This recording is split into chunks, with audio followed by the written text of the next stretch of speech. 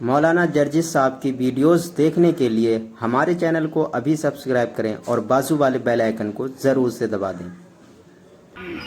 اللہ تعالیٰ نے فرمایا اور ہم نے پوری بنی نوع انسانیت کو، آدم کے ہر اولاد کو، آدم کے ہر بیٹے کو، ساری انسانیت کو معزز بنا دیا، مکرم بنا دیا۔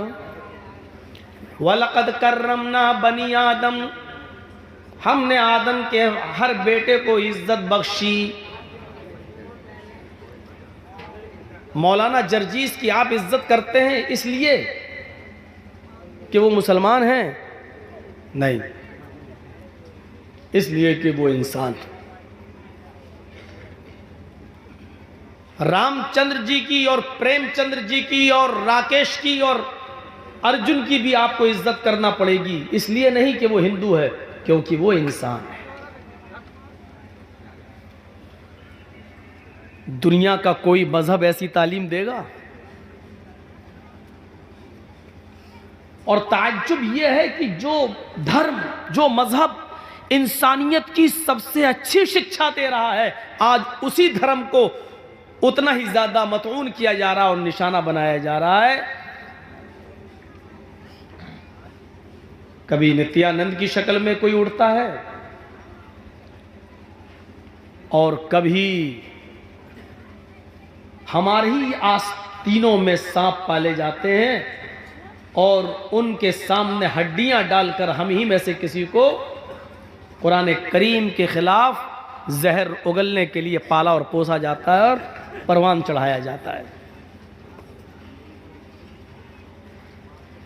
وَلَقَدْ كَرَّمْنَا بَنِي آدم، ہم نے بنی آدم کو مکرم بنایا۔ انسان کے ہر بیٹے کو، آدم کے ہر بیٹے کو ہم نے مکرم بنایا، باعزت بنایا، سب عزت کے لائق ہے۔ وَحَمَلْنَاهُمْ فِي الْبَرِّ وَالْبَحْرِ، اور آدم کے ہر بیٹے کو، ہر انسان کو ہم نے خشکی اور تری میں سوار کیا۔ ہم نے ان کو سواریاں عطا فرمائی، زمین پر بھی اور سمندر کے اندر بھی۔ آپ دیکھیے، صرف مسلمان چلتا ہے کیا سڑک پر؟ کیا اونٹ کا سفر، گھوڑے کا سفر، کھچر کا سفر، یکے اور تانگے کا سفر صرف مسلمان کرتا ہے؟ نہیں، اللہ نے کہا ہم نے ہر انسان کو، انسان کے ہر بیٹے کو، آدم کے ہر بیٹے کو ہم نے سواریاں دی ہیں۔ خشکی میں فور ویلر اگر آپ کے پاس ہے تو ان کے پاس بھی ہے، بائک آپ کے پاس ہے تو ان کے پاس بھی ہے۔ ہوائی جہاز کا سفر اگر مولانا جرجیس کرتے ہیں تو اشوک کمار بھی کرتا ہے، رام چندر بھی کرتا ہے، راکیش بھی کرتا ہے۔ ہم نے خشکی میں بھی سواریاں دی ہیں اور ہم نے تری میں، سمندر کے اندر بھی، پانی کے بڑے بڑے جہازوں میں، کشتیوں میں ہم نے آدم کے بیٹوں کو سواریاں عطا فرمائی ہیں۔ ہندو اور مسلمان کی قید نہیں، سب کو۔ وَرَزَقْنَاهُم مِّنَ الطَّيِّبَاتِ، اور ہم نے ان کو پاکیزہ رزق دیا ہے۔ پاکیزہ رزق، اچھا طیب رزق، صرف مسلمانوں کو نہیں۔ جو گیہوں تم کھاتے ہو وہ گیہوں یہودی بھی کھاتا ہے، عیسائی بھی کھاتا ہے۔ جو سرسوں کا تیل آپ استعمال کرتے ہیں، ہندو بھی کرتا ہے، عیسائی بھی کرتا ہے، یہودی بھی کرتا ہے، بدھسٹ بھی کرتا ہے۔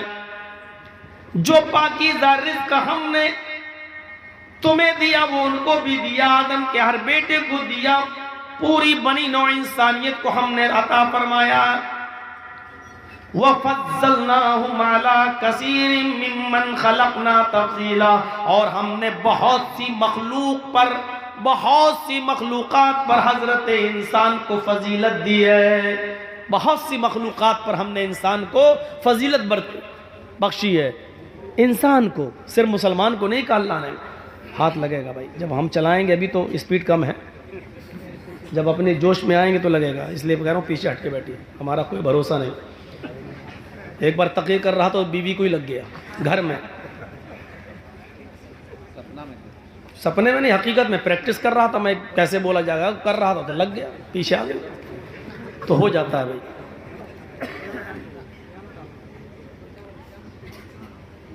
بھائی ڈاکٹر اپنی پریکٹس کرتا ہے، ہم لوگ بھی پریکٹس کرتے ہیں، پریکٹس نہیں کریں گے تو بھول نہیں جائیں گے۔ تو میرے بھائیوں سنیے، ہم نے بہت سی مخلوقات پر انسان کو فضیلت دی ہے۔ اللہ نے یہ نہیں کہا کہ مسلمان کو فضیلت دی ہے، انسان کو فضیلت دی ہے۔ اس سے بہترین انسانیت کی تعلیم دنیا کے کس مذہب کے اندر ہمیں ملے گی؟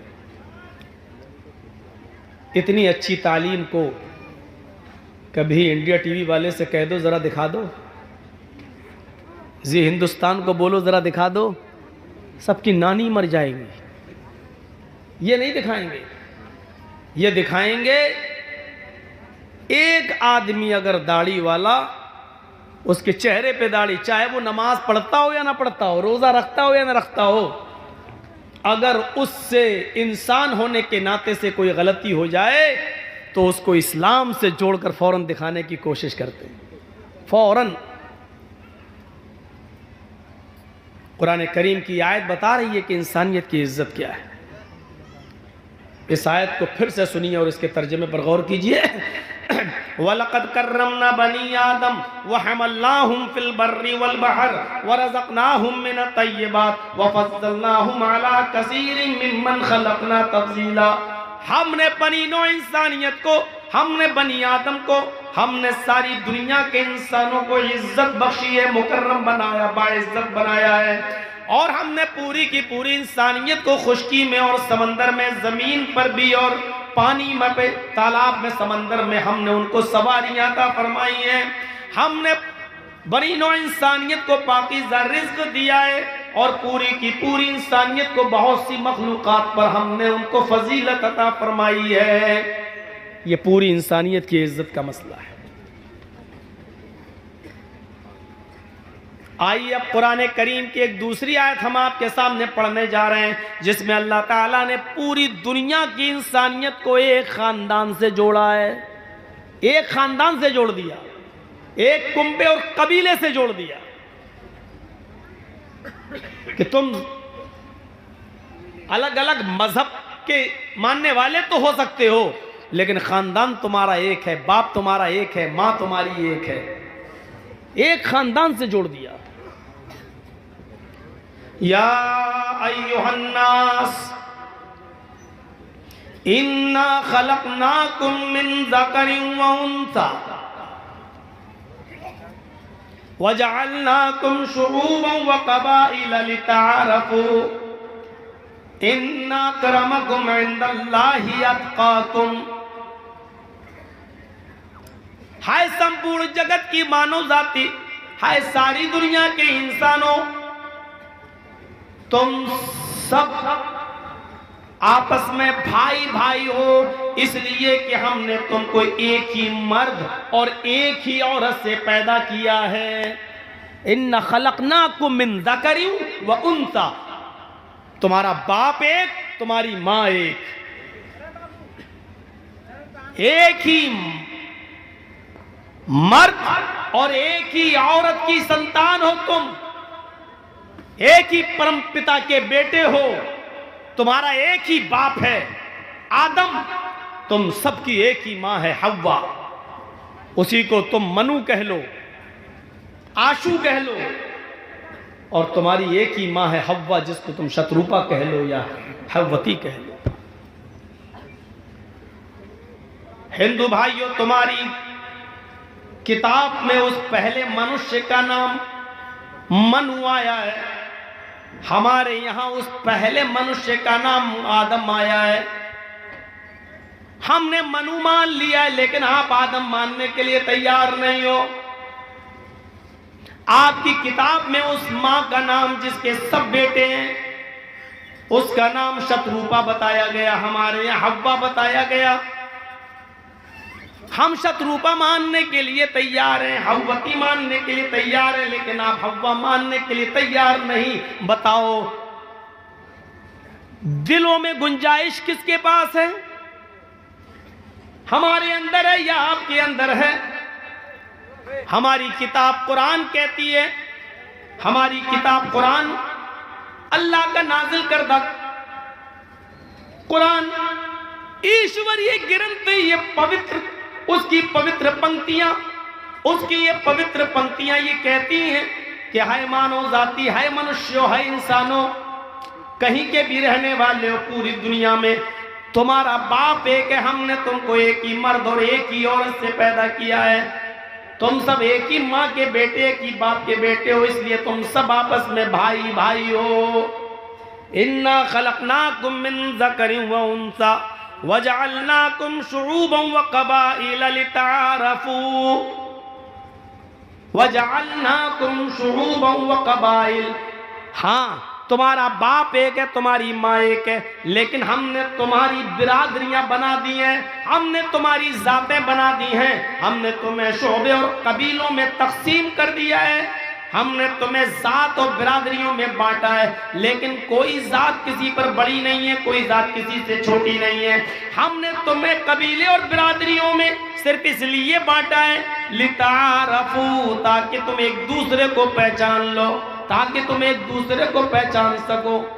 میرا نام جرجیس، ایک قبیلہ ہے، دوسرے قبیلے دوسرے خاندان میں بھی کوئی جرجیس، اچھا آپ کا نام جرجیس، اچھا ایک جرجیس آیا تھا، کون؟ اچھا اچھا اچھا وہ خان، اچھا اچھا وہ انصاری، یہ لیجیے اب پہچان ہو گئی۔ اور اگر قبیلے اور ذات و برادریاں نہیں بنائی ہوتی تو کوئی پہچان نہیں ہوتی۔ تو اللہ نے کہا ہم نے صرف تعارف کے لیے اور پہچان، تاکہ تم ایک دوسرے کو پہچان سکو، صرف پہچاننے کے لیے تمہاری ذاتیں برادریاں قبیلے بنائے ہیں۔ کوئی کسی پر بڑا، کوئی کسی سے چھوٹا، یہ اگر کہتے ہو تو سب سے بڑے جاہل ہو، جہالت کی بو ہے یہاں سے اٹھتی ہے۔ خان یہ کہے کہ میں سب سے اونچی قوم ہوں، اور وہ یہ کہے کہ یہ برادری سب سے نیچی برادری ہے، سید کہے کہ میں سب سے اونچی قوم ہوں اور فلاں برادری سب سے نیچی۔ اگر کوئی یہ کہتا ہے تو وہ دنیا کا سب سے بڑا جاہل انسان ہے، جہالت کی بدبو آ رہی ہے اس کے منہ سے، وہ قرآن کا دشمن ہے، وہ اسلام کا دشمن ہے، وہ جناب محمد الرسول اللہ صلی اللہ علیہ وسلم کا دشمن ہے۔ وَجَعَلْنَاكُمْ شُعُوبًا وَقَبَائِلَ لِتَعَارَفُوا۔ حضرت بلال رضی اللہ تعالیٰ عنہ کو اللہ کے نبی نے مسجد نبی میں کہا تھا اَيْنَ الْبِلال، بلال کہاں ہے؟ وہ کہتے لبیک وسعدیک، میں یہاں ہوں اے اللہ کے نبی۔ فرمایا اے بلال، ایسا کون سا نیک عمل کرتے ہو، ایسا کون سا اچھا کام کرتے ہو کہ میں نے جنت کے اندر تمہارے جوتوں کی آواز سنی؟ مجھے اللہ نے بتا دیا کہ میں بلال کو جنت دے کر رہوں گا، ایسا کون سا عمل ہے تمہارا اے بلال؟ اللہ کے رسول نے بلال کے بارے میں کہا، جبکہ بلال رضی اللہ تعالیٰ عنہ کا حال یہ تھا کہ حدیث کی کتابیں کہتی ہیں کہ ان کا رنگ کوئلے سے زیادہ کالا، حبشی نسل، ان کے ہونٹ موٹے موٹے، لیکن اللہ کے نبی ان کو بشارت کیا دے رہے ہیں؟ بلال، میں نے تمہارے جوتوں کی آواز جنت کے اندر سنی ہے۔ بڑے بڑے امیر اور دولت مند صحابہ منہ تکتے رہ گئے، ایک موٹے ہونٹ والے، ایک کالے انسان کو، سیاہ فام انسان کو، حبشی نسل انسان کو جنت میں جانے کی خوشخبری فیضان جناب رسالت معاد کی عدالت سے مل رہی ہے۔ یہ فخر ملا ہے، یہ فخر تھا۔ یہ خانہ کعبہ کی بلندی پر کھڑے ہو کر اگر آذان دینے کا شرف کسی کو حاصل ہوا تو حضرت بلال رضی اللہ تعالیٰ عنہ کو حاصل ہوا۔ اللہ کے نبی صلی اللہ علیہ وسلم نے خانہ کعبہ کی وہ چابی حضرت بلال کے ہاتھ میں دی، اے بلال تم آذان دو گے، آذان دینے کا شرف اسی حبشی نسل، اسی کالے کلوٹے انسان کو دیا گیا جس کے بارے میں حدیث کی کتاب کہتی ہے کہ وہ کوئلے سے زیادہ کالے۔ لیکن غور کیجئے کہ یہ شرف، یہ بزرگی اگر مل رہی ہے تو حضرت بلال رضی اللہ تعالیٰ عنہ کو ملی، کوئی چھوٹا اور بڑا نہیں ہے۔ خطبہ حجۃ الوداع میں جب اللہ کے نبی صلی اللہ علیہ وسلم خطبہ دے رہے تھے، زندگی کا آخری خطبہ تھا، جناب محمد رسول اللہ صلی اللہ علیہ وسلم جہاں اصول اور منصور بتلا رہے تھے، جہاں بہت سی چیزوں کا حکم دے رہے تھے اور بہت سی چیزوں سے منع کر رہے تھے، انہی چیزوں میں سے آپ نے خطبہ حجۃ الوداع کے اندر، آخری خطبے کے اندر آپ نے یہ بھی فرمایا، الا کلکم بنی آدم وآدم من تراب، لوگوں تم سب آدم کے بیٹے ہو اور آدم کو مٹی سے پیدا کیا گیا، تم سب مٹی سے پیدا کیے گئے ہو، لا فضل لعربی علی عجمی ولا لعجمی علی عربی، کسی عرب کے رہنے والے کو کسی غیر عرب کے اوپر فوقیت نہیں ہے، اور کسی غیر عرب کے رہنے والے کو عرب کے رہنے والے پر کوئی فرشتہ اور فوقیت نہیں ہے۔ عربی اور عجمی سب برابر ہیں، کالا اور گورا سب برابر ہیں، سب، کسی کو کوئی فوقیت نہیں ہے، الا بالتقوی، اگر فوقیت و درجہ کسی کو حاصل ہے تو متقی و پرہیزگار کو ہے، وہ بھی اللہ کی نظر میں جو اللہ سے سب سے زیادہ ڈرتا ہے، جو اللہ کا خوف سب سے زیادہ کھاتا ہے۔ اسی لیے اللہ کے نبی صلی اللہ علیہ وسلم نے فرمایا، ان اللہ لا ينظر الى اجسامکم ولا الى صورکم ولکن ينظر الى قلوبکم، اللہ تعالیٰ تمہارے جسموں کی طرف نہیں دیکھتا، تمہاری شکلوں کی طرف نہیں دیکھتا، تمہارے جسموں کی طرف نہیں دیکھتا اللہ تعالیٰ، کتنے باڈی بلڈر ہو، سکس پیک ہیں کہ نہیں، اگر پوری بنیان اتار دے تو دیکھیں اس کی باڈی کیسی ہے، تمہاری شکلوں کی طرف بھی نہیں دیکھتا کتنے ہینڈسم ہو، لا ينظر الى اجسامکم، تمہارے جسموں کی طرف نہیں دیکھتا، ولا الى صورکم، تمہاری شکلوں کی طرف بھی نہیں دیکھتا، کیا دیکھتا ہے اللہ؟ ولکن ينظر الى قلوبکم، وہ تمہارے دلوں کی طرف دیکھتا ہے، تمہارے دلوں میں تقوی کیا ہے، اللہ سے ڈرتے کتنا ہو، کتنا ڈرتے ہو۔ وہ حضرت بلال جو سڑک کے کنارے بیٹھ جایا کرتے تھے بھوک کی شدت کی وجہ سے، اور لوگوں سے مسئلے پوچھتے تھے کہ یہ مسئلہ بتاؤ، یہ مسئلہ بتاؤ، حالانکہ ان کو وہ مسئلے خود معلوم ہوا کرتے تھے لیکن پھر بھی پوچھتے تھے۔ پوچھنے کا مقصد یہ ہوتا تھا کہ لوگ میری بھوک کی حالت دیکھ لیں، میرے چہرے پر نقاہت و کمزوری دیکھ لیں، اور پھر یہ کہیں کہ بلال تم نے تو شاید کئی دن سے کھانا نہیں کھایا، چلو میرے گھر چلو، میں تمہیں کھانا کھلا دیتا ہوں۔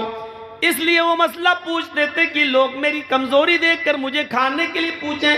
یہ غریب انسان، یہ غریب انسان، حضرت عمر فاروق جب خلیفہ بنائے گئے، جب حضرت بلال ان کے دربار میں جاتے، حضرت بلال جب ان کی عدالت میں پہنچتے تو حضرت عمر فاروق اپنی چٹائی سے اٹھ جاتے اور کھڑے ہو جاتے اور کہتے سیدنا آزا سیدنا، آج ہمارے سردار آ گئے، ہمارے سردار آ گئے۔ حضرت بلال کے لیے حضرت عمر اپنی کرسی چھوڑ دیا کرتے تھے، اپنی چٹائی چھوڑ دیا کرتے تھے، اور یہ کہتے تھے جس کی عزت جناب محمد رسول اللہ نے کی ہو اس کی عزت میں کیسے نہیں کر سکتا۔ یہ مقام، یہ فضل ملا تھا، اور شاید یہی وہ چیزیں ہیں جسے دیکھ کر ڈاکٹر امبیڈکر نے اسلام قبول کرنا چاہا تھا، کہ یہی وہ مذہب ہے جس کے اندر اونچ نیچ نہیں ہے، جس کے اندر چھوٹا اور بڑا نہیں ہے۔ ورنہ آپ منو اسمرتی پڑھ کے دیکھ لیں، ہمارے ہندو بھائیوں کی جو ناک کہلاتی ہے کتاب، اس کو جب پڑھیں گے تو ذات اور برادری کو کس طریقے سے کھوکھلا کیا گیا اور کس طریقے سے برادرانہ تعصب پیدا کیا گیا۔ لکھا ہے کہ برہما جی نے اپنے منہ سے برہمن کو پیدا کیا، منہ سب سے اوپر ہوتا ہے نا، تو سب سے اوپر جو برہما کا منہ ہے اس سے برہمن پیدا ہوا ہے۔ اپنے ہاتھوں سے برہما جی نے چھتری کو، ٹھاکر کو پیدا کیا ہے۔ یہ ران، یہ گھڑنے سے اوپر کا حصہ، اس سے ویش پیدا ہوا ہے، برہما جی کی ران سے ویش پیدا ہوا ہے، اور پیر نیچے تک، گھڑنے سے نیچے تک پیر، پنجہ، یہ سب ان پیروں سے، برہما جی کے پیروں سے شودر پیدا ہوا ہے۔ शूद्र हरिजन, लिहाजा ये नीची जात है, नीची जात है, ये गुलामी करने के लिए पैदा हुआ है। इससे नालियां साफ कराओ, गंदगी साफ कराओ।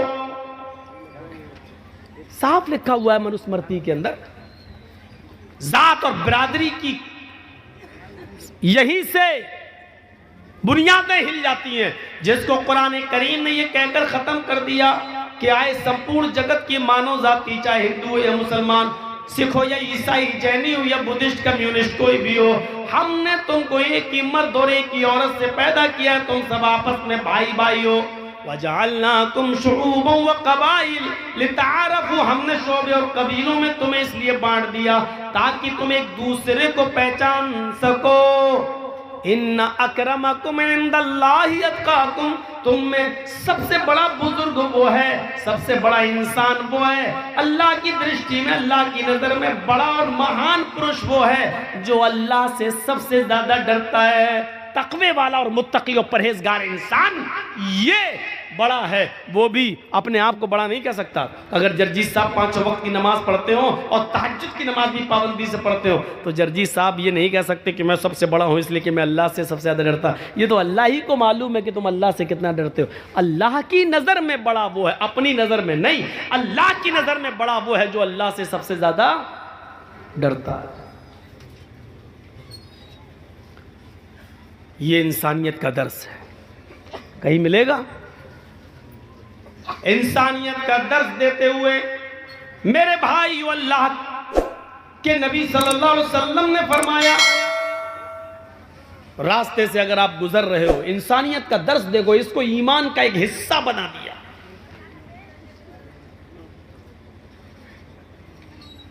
फरमाया अल ईमानु बिज़ुन व सबऊन शुअबतन फअफ़ज़लुहा क़ौलु ला इलाहा इल्लल्लाह व अदनाहा इमाततुल अज़ा अनित तरीक़ वल हयाउ शुअबतुन मिनल ईमान। ये लीजिए, ईमान का हिस्सा बना दिया। तर्जुमा सुनिए, ईमान की 70 से ज्यादा शाखें हैं, ब्रांच। ईमान की 70 से ज्यादा ब्रांचेज हैं। सर्वश्रेष्ठ ब्रांच, सबसे अफजल दर्जा ईमान का क्या है? ला इलाहा इल्लल्लाह, इस बात की गवाही देना कि अल्लाह के अलावा कोई माबूद नहीं है। वह अदना, लीजिए, ये ईमान का हिस्सा है, हालांकि सबसे कमतर दर्जे का ईमान है, लेकिन ये भी ईमान है। क्या?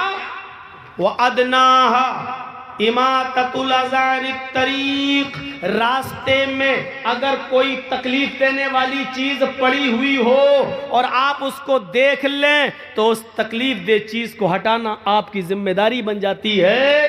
आप उसको हटाएं और दूर कर दें। अचानक साइकिल पे आप जा रहे हैं और देखा कि कांटा पड़ा हुआ रास्ते में, आप गाड़ी रोकी, आपने देख लिया, आप तो बच के निकल गए, लेकिन कोई बच्चा भी गुजर सकता है, कोई नाबीना उसके पैर पे कांटा चुभ सकता है, कोई औरत जल्दी में गुजरी उसको कांटा चुभ सकता है, पत्थर पड़ा हुआ है, कोई जल्दी में जा रहा पत्थर से टकरा के गिर सकता है। फरमाया तुम्हें साइकिल रोकना पड़ेगी, बाइक रोकना पड़ेगी। अगर तुम 4 व्हीलर पे हो तो 4 व्हीलर को भी रोकना पड़ेगा और उस तकलीफ दे चीज को, केले का छिलका हो, कांटा हो, पत्थर हो या कोई भी तकलीफ देने वाली चीज रास्ते में पड़ी है तो उसको आप हटाएं। ये ईमान का एक हिस्सा है। आप जानते हैं कि इस रास्ते से कोई मुसलमान नहीं गुजरेगा, मरे कोई यहूदी ईसाई हिंदू जाएगा, हमारे बाप का क्या जा रहा, टूटने दो दांत उसके। आप ये सोच कर नहीं गुजर सकते हैं, ये इंसानियत का तकाजा है। ये मत देखो कि गुजरने वाला यहूदी है या ईसाई है या हिंदू है या जैनी है या बुद्धिस्ट है, नहीं, तुम्हें वो हटाना होगा ताकि किसी इंसान को तकलीफ न पहुंचे। मुसलमान नहीं, इंसान को तकलीफ न पहुंचे। हमारे नबी सल्लल्लाहु अलैहि वसल्लम صرف یہ نہیں چاہتے کہ مسلمان محفوظ رہے، ہمارے نبی ایک چاہتے کہ ساری انسانیت جہاں تک ہو سکے اس کو تکلیف سے دور، تکلیف سے نجات دلائی جائے، اس کو دنیا میں کوئی تکلیف نہ دی جائے، اس کی تکلیف کو دور کیا جائے۔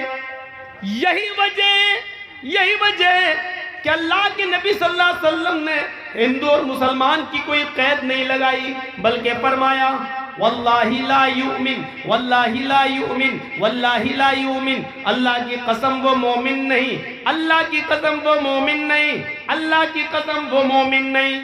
اور سنو میرے بھائیو، انسانیت کا درس سنو، یہ اسلام سب سے بڑا درس دے رہا ہے۔ آؤ دوسرے مذہب والوں کو میں چنوتی دیتا ہوں، چیلنج دیتا ہوں، آؤ اپنے مذہب کو قرآن کی کسوٹی پر، اسلام کی کسوٹی پر رکھو اور بتاؤ انسانیت کا سب سے بڑا علمبردار کون سا مذہب ہے، انسانیت کی سب سے اچھی تعلیم کون سا مذہب دے رہا ہے۔ آؤ قرآن، اللہ کے نبی کہتے ہیں وہ مومن نہیں، یا اللہ کون مومن نہیں؟ پھر سن لو وہ مومن نہیں۔ اللہ کے نبی کس کے بارے میں کہہ رہے ہیں کہ وہ مومن نہیں؟ ہاں پھر سن لو وہ مومن نہیں۔ اے اللہ کے نبی بار بار کیوں کہہ رہے ہیں؟ آپ ایک بار کہہ دیں تو کافی ہے، ہم مسلمان ہیں، آپ کی ہر بات پر ایمان لانا ہمارے لیے ضروری ہے، ایک بار کہہ دیں تو کافی ہے۔ آپ 3 بار کہہ رہے ہیں کہ وہ مومن نہیں، وہ مومن نہیں، وہ مومن نہیں۔ یا اللہ میرے نبی تو وہ ہیں، ایک بار کہہ دیں تو ہمارا ایمان لانا ضروری ہے، اور جس کو 3 بار کہہ رہے ہو اس بات کی اہمیت کتنی زیادہ ہے۔ فرمایا وہ مومن نہیں، مومن نہیں، مومن نہیں۔ اللہ کون مومن نہیں؟ فرمایا جو خود پیٹ بھر کے کھانا کھا لے اور اس کا پڑوسی بھوکا سو جائے وہ مومن نہیں۔ پڑوسی کا لفظ آیا ہے، یہ نہیں کہا کہ مسلم پڑوسی ہونا چاہیے۔ ہندو بھوکا مر رہا تو مرنے دو، یہودی بھوکا مر رہا تو مرنے دو، عیسائی بھوکا مر رہا تو مرنے دو، سکھ بھوکا مر رہا تو مرنے دو، بدھسٹ بھوکا مر رہا تو مرنے دو، مسلمان بھوکا نہیں مرنا چاہیے، یہ نہیں کہا جا رہا ہے۔ 3 بار وہ مومن نہیں، وہ مومن نہیں، وہ مومن نہیں، اور صرف یہ نہیں مومن نہیں، اللہ کی قسم وہ مومن نہیں، اللہ کی قسم وہ مومن نہیں، اللہ کی قسم وہ مومن نہیں۔ اللہ کون مومن نہیں؟ فرمایا وہ مومن نہیں جو خود پیٹ بھر کے کھانا کھا لے اور جس کا پڑوسی بھوکا سو جائے۔ پڑھو تہجدیں، کتنی پڑھنا ہے؟ حاجی صاحب حج کر کے آئے، 60 70 65 سال کی عمر ہو گئی، سعودی عرب کا رومال ڈالیں ہاتھ، رات میں اٹھ کے وضو میں سجدوں پہ سجدے ٹھونکے چلے جا رہے، پڑوسی بھوکا سو گیا بیچارہ۔ آپ کی ذمہ داری تھی بستر پر سونے سے پہلے آپ اپنی بیٹی کو، آپ اپنی بہن کو، آپ اپنی بیوی کو پڑوس میں بھیجتے۔ باتوں میں آپ کی بیوی بہن بیٹی، پڑوسی کی بہن بیٹی بیوی یا چھوٹے چھوٹے بچوں سے پوچھ لیتی بیٹے تمہارے گھر میں کیا بنا ہے؟ بچے جھوٹ نہیں بولتے، بچے اکثر سچ بولتے ہیں۔ آپ کی بیوی، آپ کی بہن کی ذمہ داری تھی کہ چھوٹے چھوٹے بچوں سے، بڑے تو شرما بھی جائیں گے، ہمارے گھر کی پول نہ کھولے، چھوٹے چھوٹے بچوں سے پوچھا جائے بچوں تمہارے گھر میں آج کیا بنا ہے؟ دیکھو آج ہمیں بھوک لگی ہے، ہم کھانا کھانا چاہتے ہیں۔ اس سے پتا چلے گا ان بچوں نے کیا کھایا ہے، ان بچوں نے کیا پیا ہے۔ یہ تمہاری ذمہ داری تھی۔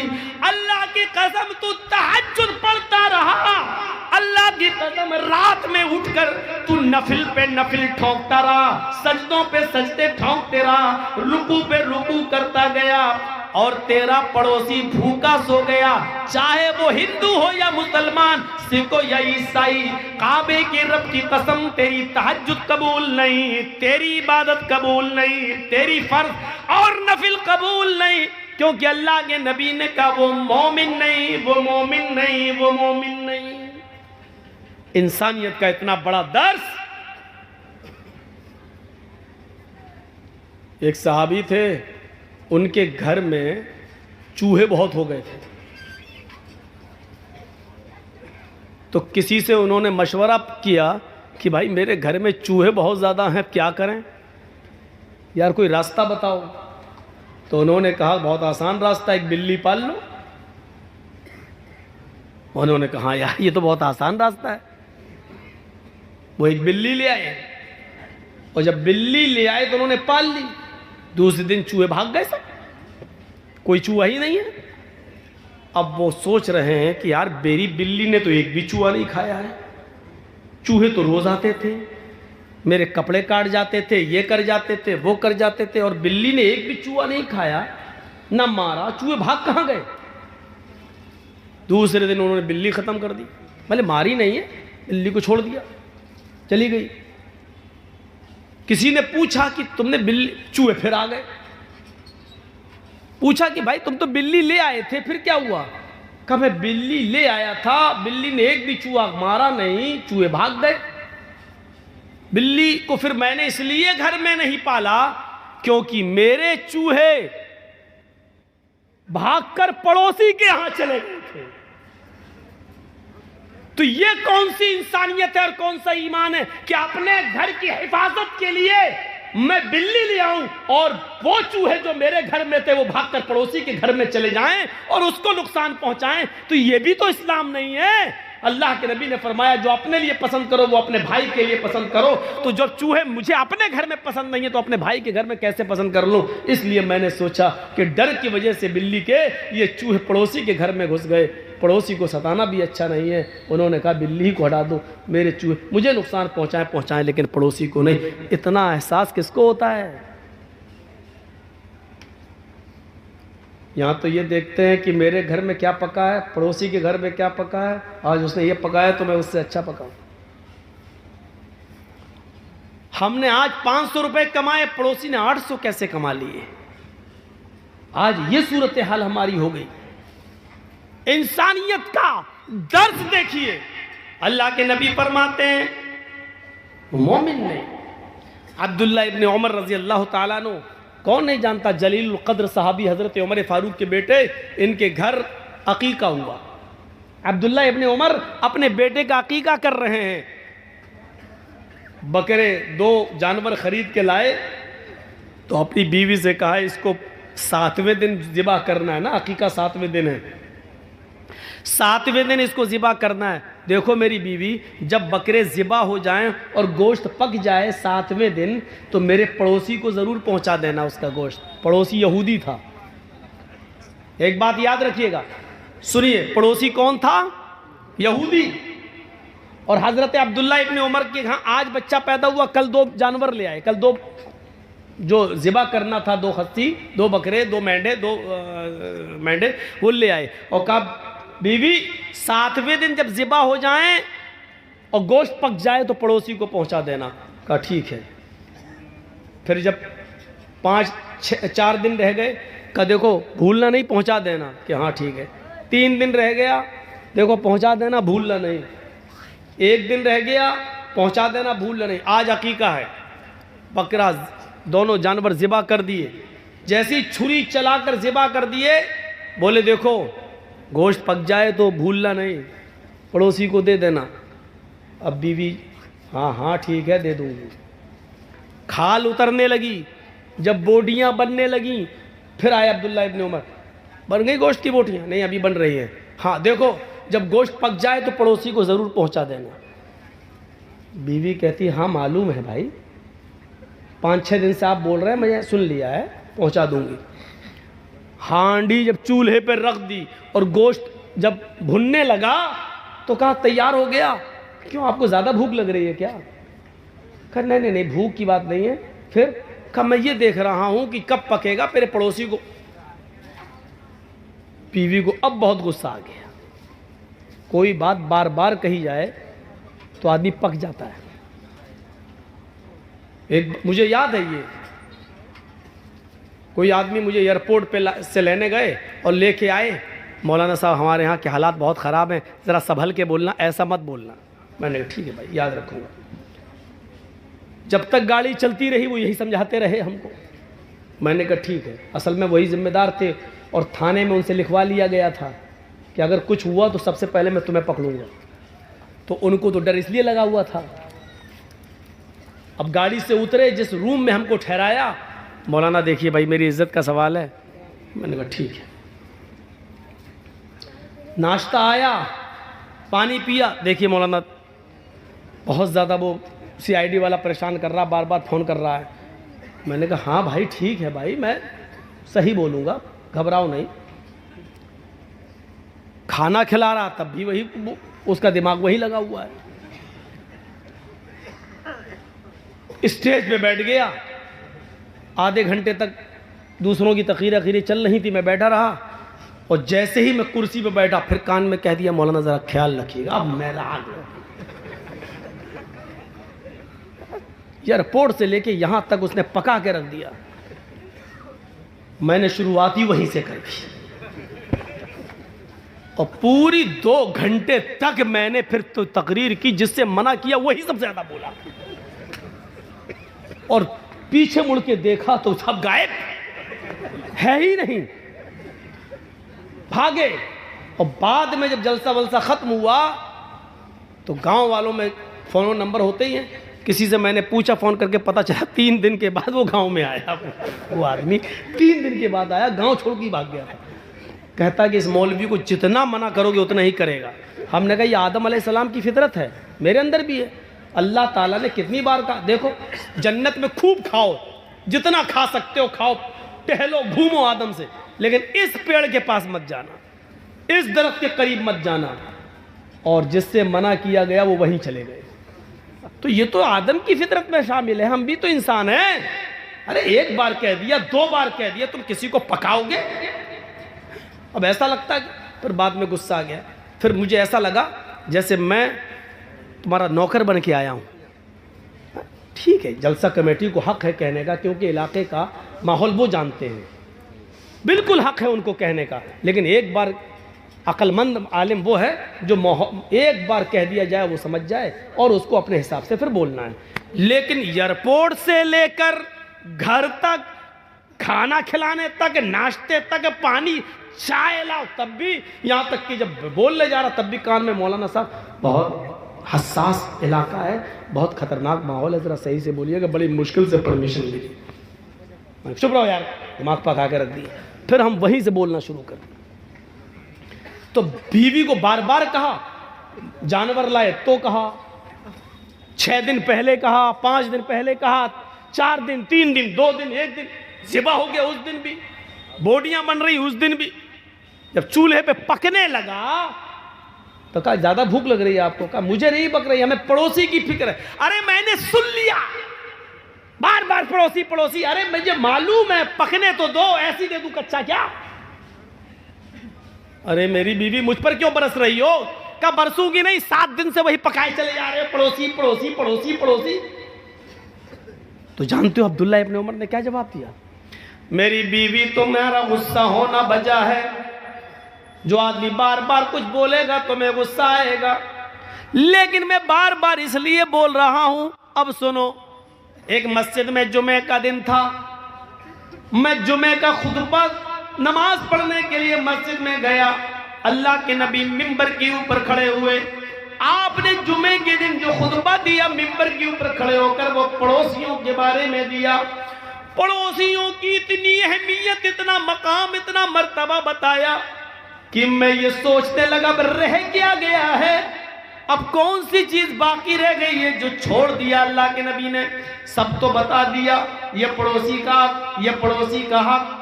اب ڈر لگنے لگا, اللہ کے نبی صلی اللہ علیہ وسلم سب کچھ تو بتا چکے, اب کہیں یہ نہ کہہ دیں کہ تم جس گھر میں رہتے ہو, جس کمرے میں رہتے ہو, جس باغ میں رہتے ہو, یا جس زمین کے مالک ہو, اس میں اتنا اتنا حصہ تمہارے پڑوسی کا بھی ہے, اتنا حق تمہارے پڑوسی کا ہے. کہیں اللہ کے نبی صلی اللہ علیہ وسلم میری زمین و جائیداد و گھر و مکان میں پڑوسی کو وارث نہ بنا دیں. بنایا نہیں, لیکن ڈر لگنے لگا کہ کہیں اللہ کے اب آخری چیز یہی تو رہ گئی ہے, اب کہیں ایسا نہ ہو کہ اللہ کے نبی یہ کہہ دیں, یہ نہ کہہ دیں کہ کہ پڑوسی کا اتنا حق ہے. میری بیوی اس لیے میں بار بار کہہ رہا ہوں کہ پڑوسی کو پہنچاؤ. یہ ہے انسانیت کا سب سے بڑا علمبردار مذہب. میرے پیارے ساتھیوں ذرا غور کرو, انسانیت سب سے زیادہ اگر ملے گی تو اسلام کے اندر ملے گی. ہندو, مسلمان, یہودی اور عیسائی کی کوئی قید نہیں لگائی گئی ہے, کوئی قید نہیں. آئیے ایک اور چیز بتائیں تمہیں, اچھی لگے گی.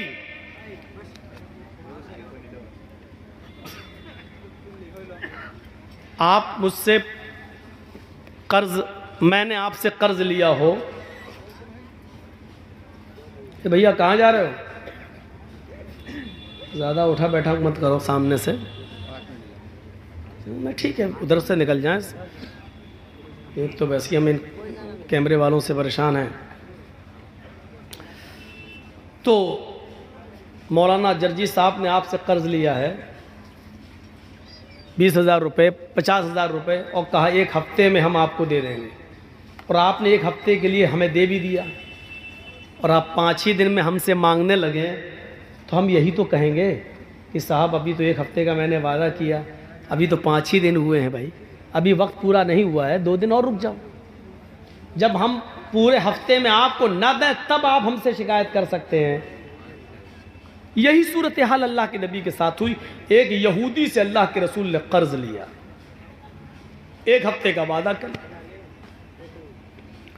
5واں دن ہوا اس نے قرض مانگنا شروع کر دیا. اے اللہ کے رسول میرا قرض مجھے دے دیجیے جو ہم نے آپ کو دیا تھا. تو اللہ کے رسول نے فرمایا ابھی تو نہیں ہے میرے پاس.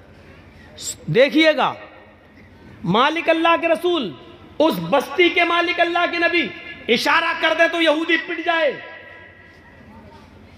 اللہ کے نبی نے کہا کہ میرا قرض دو. اللہ کے نبی نے فرمایا اچانک تم قرض مانگنے لگے ہو, ابھی تو 5 ہی دن ہوئے ہیں, میں نے تو 1 ہفتے کا وعدہ کیا تھا. اس نے کہا ٹھیک ہے میں نے 1 ہفتے کا وعدہ کیا تھا آپ نے, اگر مجھے آج ہی ضرورت پڑ گئی ہے تو میں کیا کروں, مجھے آج ہی چاہیے. اللہ کے رسول صلی اللہ علیہ وسلم فرماتے کہ آج تو آنن فانن میں کر نہیں پاؤں گا, اتنی جلدی میرے پاس انتظام کیسے ہو سکتا ہے, تم نے تو اچانک میرے سامنے اپنے قرض کے لیے ہاتھ پھیلا دیا. اس یہودی نے غصے میں کہا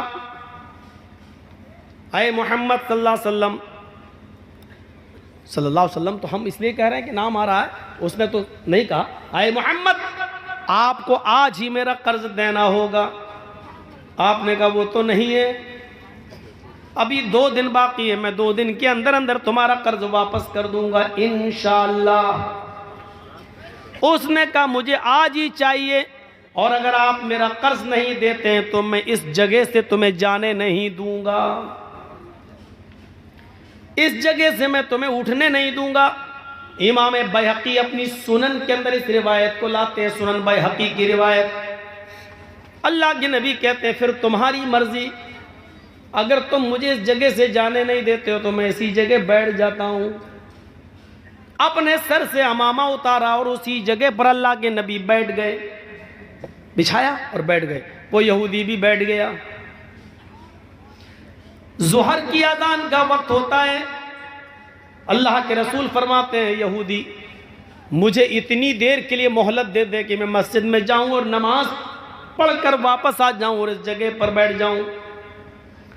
اس یہودی نے کہا میرا قرض دے دو اور شوق سے نماز پڑھ دے جاؤ, اور اگر نہیں دیتے ہو تو میں نماز پڑھنے کے لیے بھی آپ کو یہاں سے اٹھنے نہیں دوں گا. آپ نے ظہر کی نماز وہیں پڑھی, عصر میں بھی اجازت نہیں دی, عصر بھی وہیں پڑھی, مغرب بھی وہیں پڑھی, عشاء بھی وہیں پڑھی. رات بھر بھی اس نے اٹھنے نہیں دیا, آپ نے پوری رات وہیں گزاری. فجر کی اذان کی آواز آئی, آپ نے فجر بھی وہیں ادا کی. سورج نکلنے تک آپ وہیں رہے. جب سورج نکل گیا اور کافی بلند ہو گیا تب وہ یہودی اللہ کے نبی صلی اللہ علیہ وسلم کے قریب آ کر بیٹھتا ہے اور کہتا ہے محمد صلی اللہ علیہ وسلم میں آپ سے قرض نہیں مانگنا چاہتا تھا, نہ میرا ارادہ تھا کہ قرض مانگا جائے, بلکہ کل ہی میں نے اپنی کتاب تورات کو پڑھا تھا, کل ہی میں نے اپنی کتاب تورات کو پڑھا تھا. اس تورات میں لکھا تھا کہ آخری نبی جو آئے گا وہ بڑا حلیم اور بردبار ہوگا، اس کو غصہ نہیں آئے گا، اس کو سخت سے سخت لہجے میں بھی اس سے گفتگو کی جائے گی تو وہ خندہ پیشانی سے سنے گا، اس کی پیشانی پر پسینہ نہیں آئے گا، وہ بدتمیز نہیں ہوگا، اس کے اخلاق بہت اچھے ہوں گے۔ بس یہی سوچ کر میں آپ کو آزمانا چاہتا تھا، میں دیکھنا چاہتا تھا کہ وقت سے پہلے قرض مانگوں تو آپ کو غصہ آتا ہے یا نہیں آتا ہے، آپ اپنے صحابیوں سے ہمیں پٹواتے ہیں کہ نہیں پٹواتے، میں یہ دیکھنا چاہ رہا تھا، میں یہ دیکھنا چاہ رہا تھا۔ جیسے آج کل دیکھ رہے ہیں نا بوکھلاہٹ، جب دیکھا جا رہا ہے کہ ہماری ہوا ڈھیلی ہے، پوزیشن خراب ہے، تو کسی طریقے سے ہندو مسلم کرایا جائے اور جو ہمارے پالتو کتے ہیں جو ہماری ہڈیوں پہ پل رہے ہیں انہی کے ہاتھ سے گولیاں چلوائی جائیں اور کئی لوگوں کو مروا دیا جائے۔ سمجھ گئے نا؟ اب کھل کے مت بلواؤ یار، حالات نازک ہیں، اشارہ آپ سمجھ لیجئے، اتنا میں نے بول دیا جس پر میرے اوپر کیس نہیں ہو سکتا۔ پالتو کتوں کے ذریعے جن کی ہڈیوں پر جو پل رہے ہیں ان کے ذریعے گولیاں چلوا کر ہندو مسلمان کرانے کی سازش، کیونکہ ہمارے پاس کوئی اور راستہ نہیں ہے الیکشن کو جیتنے کا سوائے ہندو اور مسلم کرنے کے، یہ جتنا زیادہ استعمال کیا جائے۔ دیکھیے ہمارے اتر پردیش کا حال دیکھیے، ہولی بڑی آرام سے گزر جانے دی، رنگ بڑے آرام سے پھک جانے دیا، ہولی بڑے آرام سے منوا لی گئی، اور جیسے ہی رمضان کا مہینہ آیا آج یہ آرڈر نافذ کر دیا گیا کہ کسی بھی دھارمک استھل پر 5 آدمی سے زیادہ نماز پڑھنے کی انومتی اجازت نہیں ہوگی۔ اور اللہ کی قسم میں علم غیب سے واقف نہیں، لیکن میں نے اتر پردیش کی ایک تقریر میں کہہ دیا تھا کہ ہولی تک لاک ڈاؤن میں تھوڑی ڈھیل مل رہی ہے، یہ ہولی جیسے ہی جائے گی سب پہ شکنجہ کسا جائے گا اور تیر بالکل نشانے پر لگا۔ آج یہ آرڈر نافذ ہو گیا ہے اتر پردیش کے اندر۔ میرا کل کا پروگرام ہونے والا تھا دلکولہ میں، لیکن کل ہی فون کر دیا گیا کہ صاحب پرمیشن نہیں مل رہی ہے، کل کا پروگرام دلکولہ کا کینسل ہو گیا ہے۔ آپ لوگوں نے جس حساب سے بھی کیا، اللہ تعالیٰ آپ کے جلسے کو کامیاب کرے، مینج کر کے ہندوستان میں چلتا۔ تو میرے بھائیوں، عرض اتنا کرنا تھا مجھے، انسانیت یہاں سے سیکھیے آپ، جو اسلام پیش کر رہا ہے، اسلام پیش کر رہا ہے۔ اللہ کے نبی صلی اللہ علیہ وسلم نے فجر بھی وہیں پڑھی، سورج نکل گیا تو وہ یہودی خود آتا اور کہتا کہ اللہ کے نبی صلی اللہ علیہ وسلم میں دیکھنا چاہتا تھا کہ آپ کو غصہ تو نہیں آتا ہے۔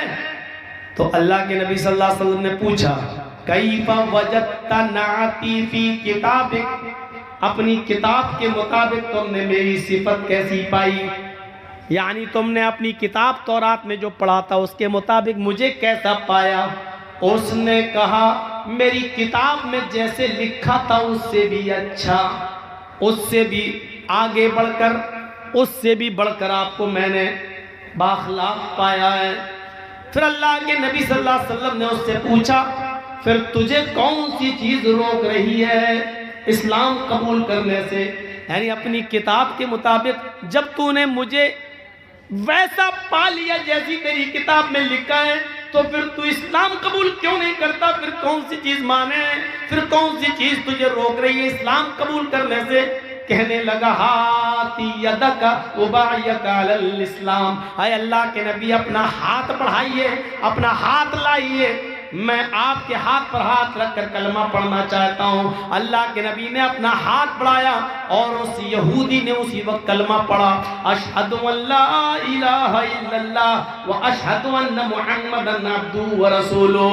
اس زمین کے مالک ہم، اس شہر کی پوری باغ ڈور میرے ہاتھ میں، میرا ایک ایک صحابی میرے ایک اشارے پر قتل کرنے کے لیے تیار، لیکن ایک معمولی یہودی کہہ رہا بیٹھ جاؤ، جب تک میرا قرض نہیں دو گے میں اٹھنے نہیں دوں گا۔ اللہ کے رسول بیٹھ جاتے ہیں۔ اس یہودی کا حق ہے، وہ قرضہ لے سکتا ہے، سختی سے مانگ سکتا ہے، کیونکہ اس نے مجھے قرضہ دیا ہے۔ یہ الگ بات ہے کہ وقت سے پہلے مانگ رہا ہے، لیکن اس نے اپنے قرض کا مطالبہ کیا ہے۔ اللہ کے رسول نے انسانیت دکھائی، سب کچھ طاقت پاور سب کچھ ہونے کے باوجود بھی آپ نے کسی صحابی سے یہ نہیں کہا نہیں۔ حضرت عمر بگڑنے بھی لگے، تیری اتنی ہمت ہمارے نبی کو؟ اللہ کے رسول نے کہا نہیں اے عمر نہیں، وہ مجھے کہہ رہا جو کہہ رہا تم کو نہیں، آپ اپنا کام کریے۔ آپ نے حضرت عمر فاروق کو روک دیا اور خود آپ اس کے ساتھ ویسا ہی کرتے گئے جیسا وہ چاہتا گیا۔ اس سے بڑی انسانیت، اس سے بڑا انسانیت کا درس، اس سے بڑا انسانیت کا پاٹھ، اس سے بڑا انسانیت کا سبق ہمیں دنیا کی کون سی کتاب میں ملے گا اور کون سے پاٹھ اور لیسن اور سبق کہاں ملے گا؟ میرے بھائیو آؤ ایک اور منظر دکھلاتے ہیں آپ کو۔ اللہ کے رسول صلی اللہ علیہ وسلم کو قتل کرنے کے ارادے سے بھیس بدل کر، شکل بدل کر، بھیس بدل کر یمامہ کا گورنر سمامہ ابن اسال مدینے کے اندر گھستا ہے۔ تلوار میں زہر بجھا ہوا ہے، اس کی تلوار میں زہر لگا ہوا ہے۔ وہ محمد رسول اللہ کے قتل کے ارادے سے آیا ہے کہ جہاں محمد دکھائی دیں گے ہم ان کو قتل کر دیں گے۔ جاسوس کی سزا کیا ہے اسلام میں؟ قتل کر دو۔ جو جاسوسی کرتا ہو اس کی سزا اسلام میں یہ ہے کہ اس کو پکڑو اور اس کو قتل کر دو۔ تو حضرت محمد رسول اللہ کے قتل کے ارادے سے آیا کون؟ یمامہ کا گورنر۔ کون ہے؟ یہودی ہے، مدینے میں گھس گیا، لیکن محمد رسول اللہ صلی اللہ علیہ وسلم کی خفیہ اور جاسوسی پولیس نے، خفیہ فورس نے پتہ لگا لیا اور اس بھیس بدل کرانے والے سمامہ ابن اسال کو اریسٹ کر لیا، گرفتار کر لیا۔ اس کو سختی سے پوچھا تو اس نے اپنا جرم قبول کر لیا کہ ہاں میں یمامہ کا گورنر سمامہ ہوں اور یہاں محمد رسول اللہ کے قتل کے ارادے سے آیا ہوں۔ آج آپ دیکھ لیجئے کس طریقے سے اپنی ذاتی دشمنیاں نبھائی جا رہی ہیں جیلوں کے قیدیوں کے ساتھ، کس طریقے سے بلڈنگیں اور بڑے بڑے محل گرائے جا رہے ہیں، ذاتی انتقام۔ لیکن محمد رسول اللہ صلی اللہ علیہ وسلم نے بھی ایک یہودی کو قید کروایا، پکڑا گیا۔ اللہ کے رسول کو خبر دی جاتی ہے کہ سمامہ پکڑا گیا ہے، آپ کو قتل کرنے کے ارادے سے آیا ہے۔ کیا میں اس کو قتل کر دوں؟ کیونکہ جو آپ کے قتل کے ارادے سے آیا ہو اتنا خطرناک مجرم ہو، اس کی سزا تو یہی ہے کہ اس کو قتل کر دیا جائے۔ اللہ کے نبی صلی اللہ علیہ وسلم نے فرمایا نہیں اس کو قتل نہ کیا جائے، میں آنے والا ہوں مسجد کے اندر ابھی، تب تک اس کو مسجد نبوی کے ایک ستون سے، کھمبے سے اس کو باندھ دیا جائے۔ لکڑی کے ستون تھے، لکڑی کے، جیسے یہ آپ کے یہاں بلیاں لگی ہوئی ہیں نا، ایسے ہی مسجد نبوی کے اندر بلیاں لگی ہوئی تھی، لکڑیوں کے ستون، اور اس کے اوپر کھجور کے پتوں کی چھت تھی، لینٹر نہیں تھا، کھجور کے پتوں کی چھت۔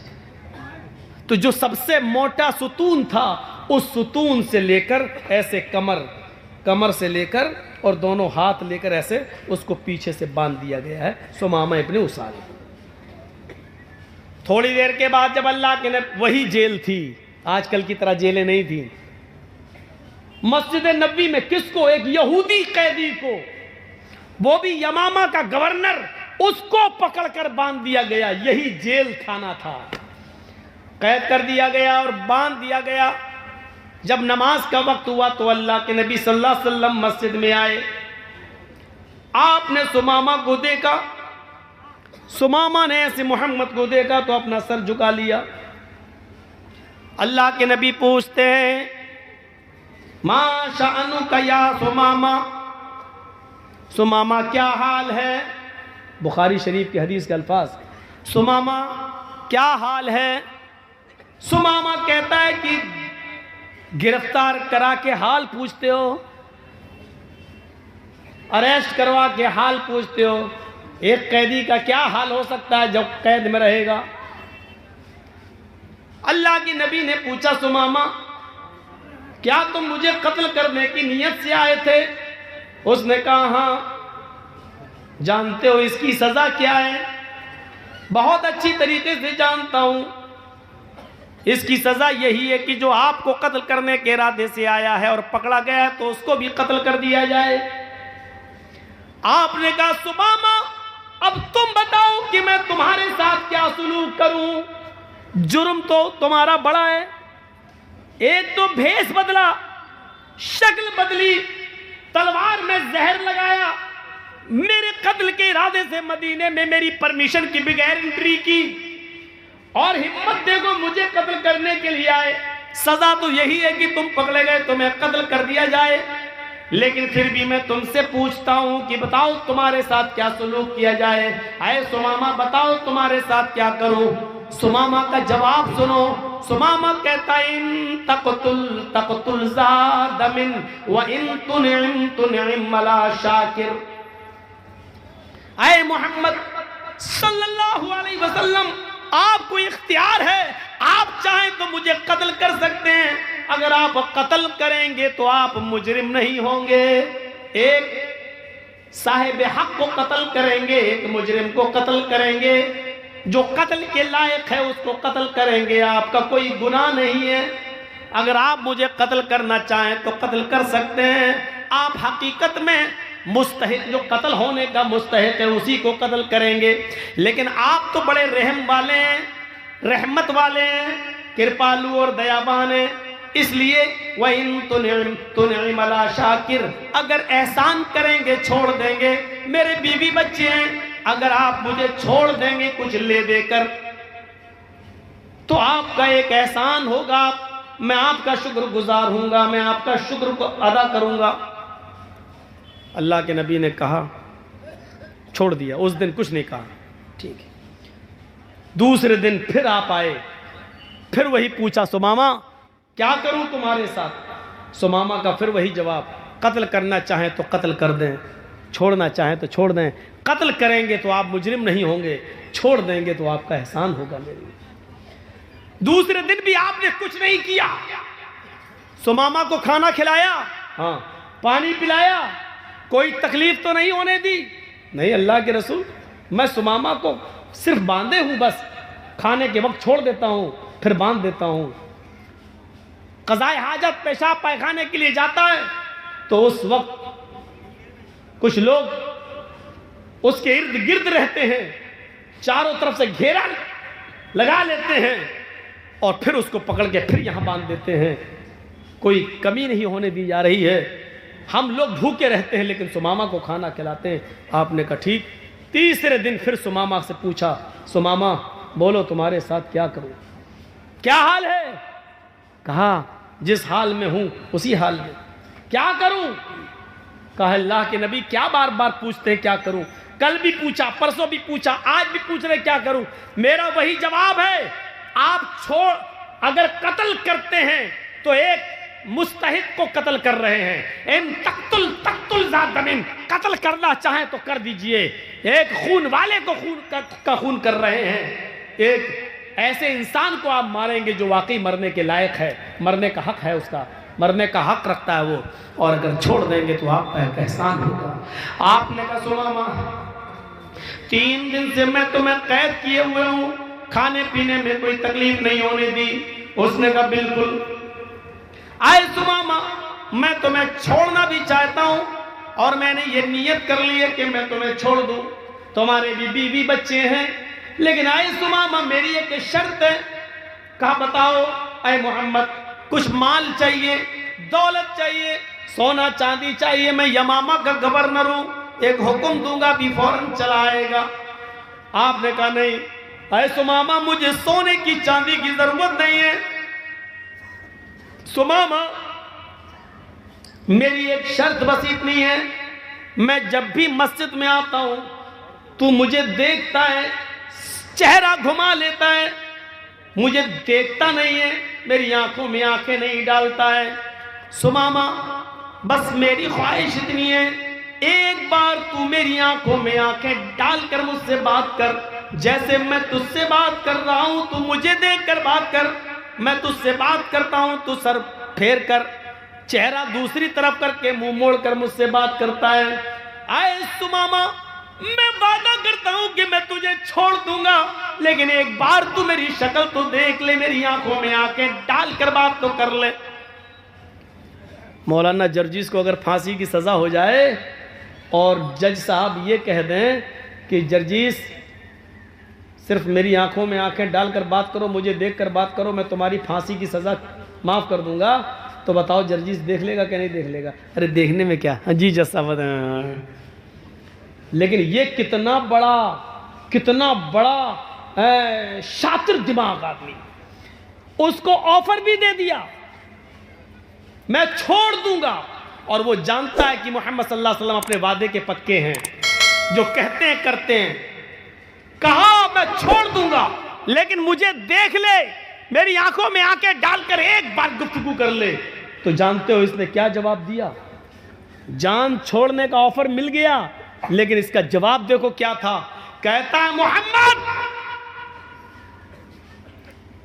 ما رأیت وجہا اقبح من وجہک،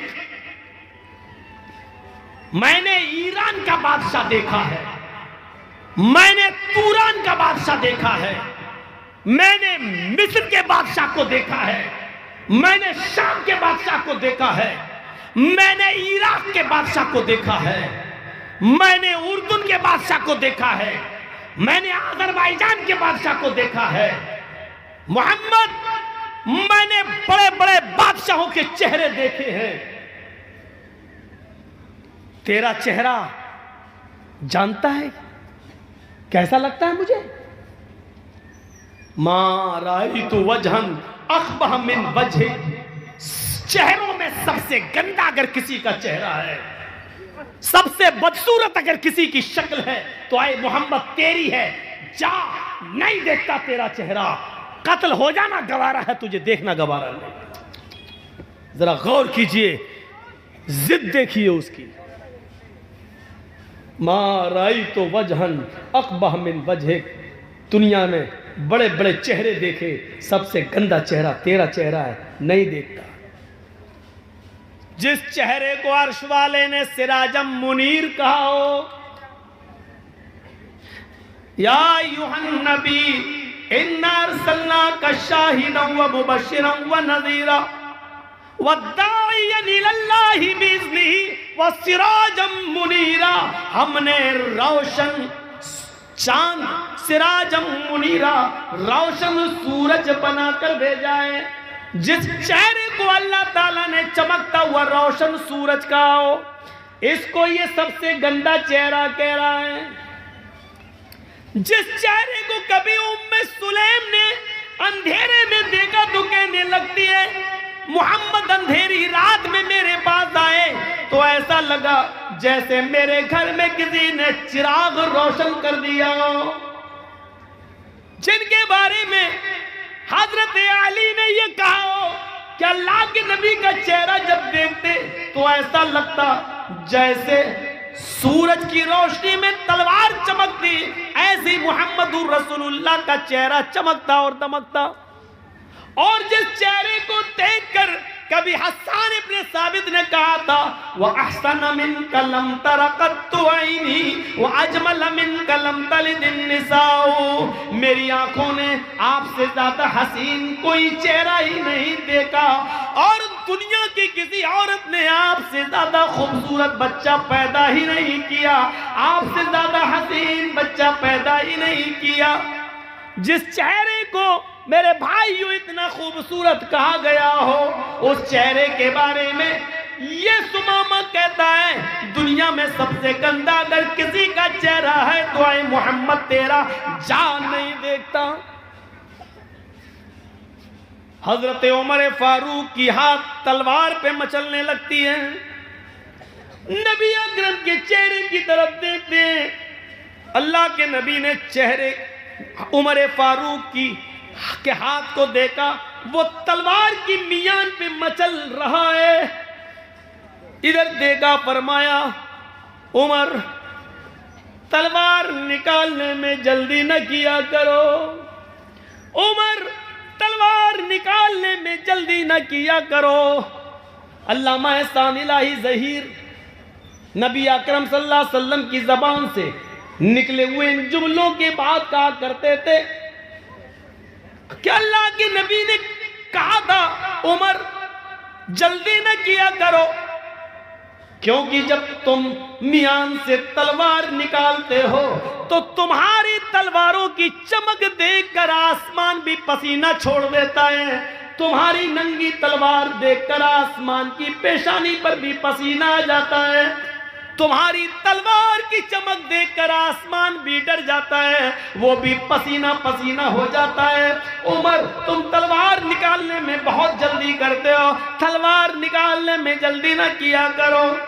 حضرت عمر فاروق نے کہا اللہ کے رسول وہ آپ کے چہرے کو سب سے گندا چہرہ کہتا ہے, صرف آپ کا اشارہ ہو, اس کی گردن ابھی یہی طرف رہی ہوگی, اس کے جسم سے الگ کر دیتا ہوں. فرمایا نہیں نہیں اے عمر, گورنر ہے یمامہ کا, اونچی پوسٹ پر ہے, اور جو اونچی پوسٹ پر ہوتا ہے اس کی عقل کچھ زیادہ ہی ہوتی ہے, اس کو کچھ تکبر ہوتا ہے, اس کو بھی اپنی گورنری پر تکبر ہے.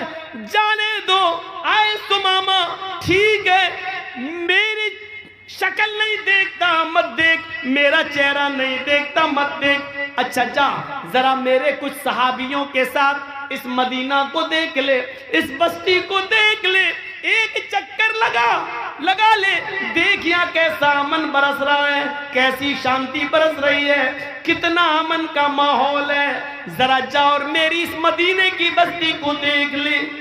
سمامہ پیچھے سر کر کے کہتا ہے اے محمد نہ تجھے دیکھتا ہوں نہ تیری بستی کو دیکھنا گوارا ہے, جس طرح تیرا چہرہ سب سے گندا, مہارائی تو بلدن نخبہ من بلدک, تیری بستی بھی سب سے گندی بستی, تیرا شہر بھی سب سے گندا شہر. ہم نے ایران دیکھا, شام دیکھا, عراق دیکھا, مصر دیکھا, فلسطین دیکھا, ہم نے سب دیکھا, سب سے گندا شہر اگر کوئی نظر آیا تو تیرا شہر مدینہ نظر آیا. قتل ہو جانا گوارا, نہ تیرا چہرہ دیکھنا گوارا, نہ تیری بستی دیکھنا گوارا. اللہ کے نبی کہتے ہیں اے عمر میں نے اس کو معاف کر دیا ہے, یہ مجھے نہیں دیکھتا ہے نہ دیکھنے دو, یہ میری بستی کو نہیں دیکھتا ہے نہ دیکھنے دو.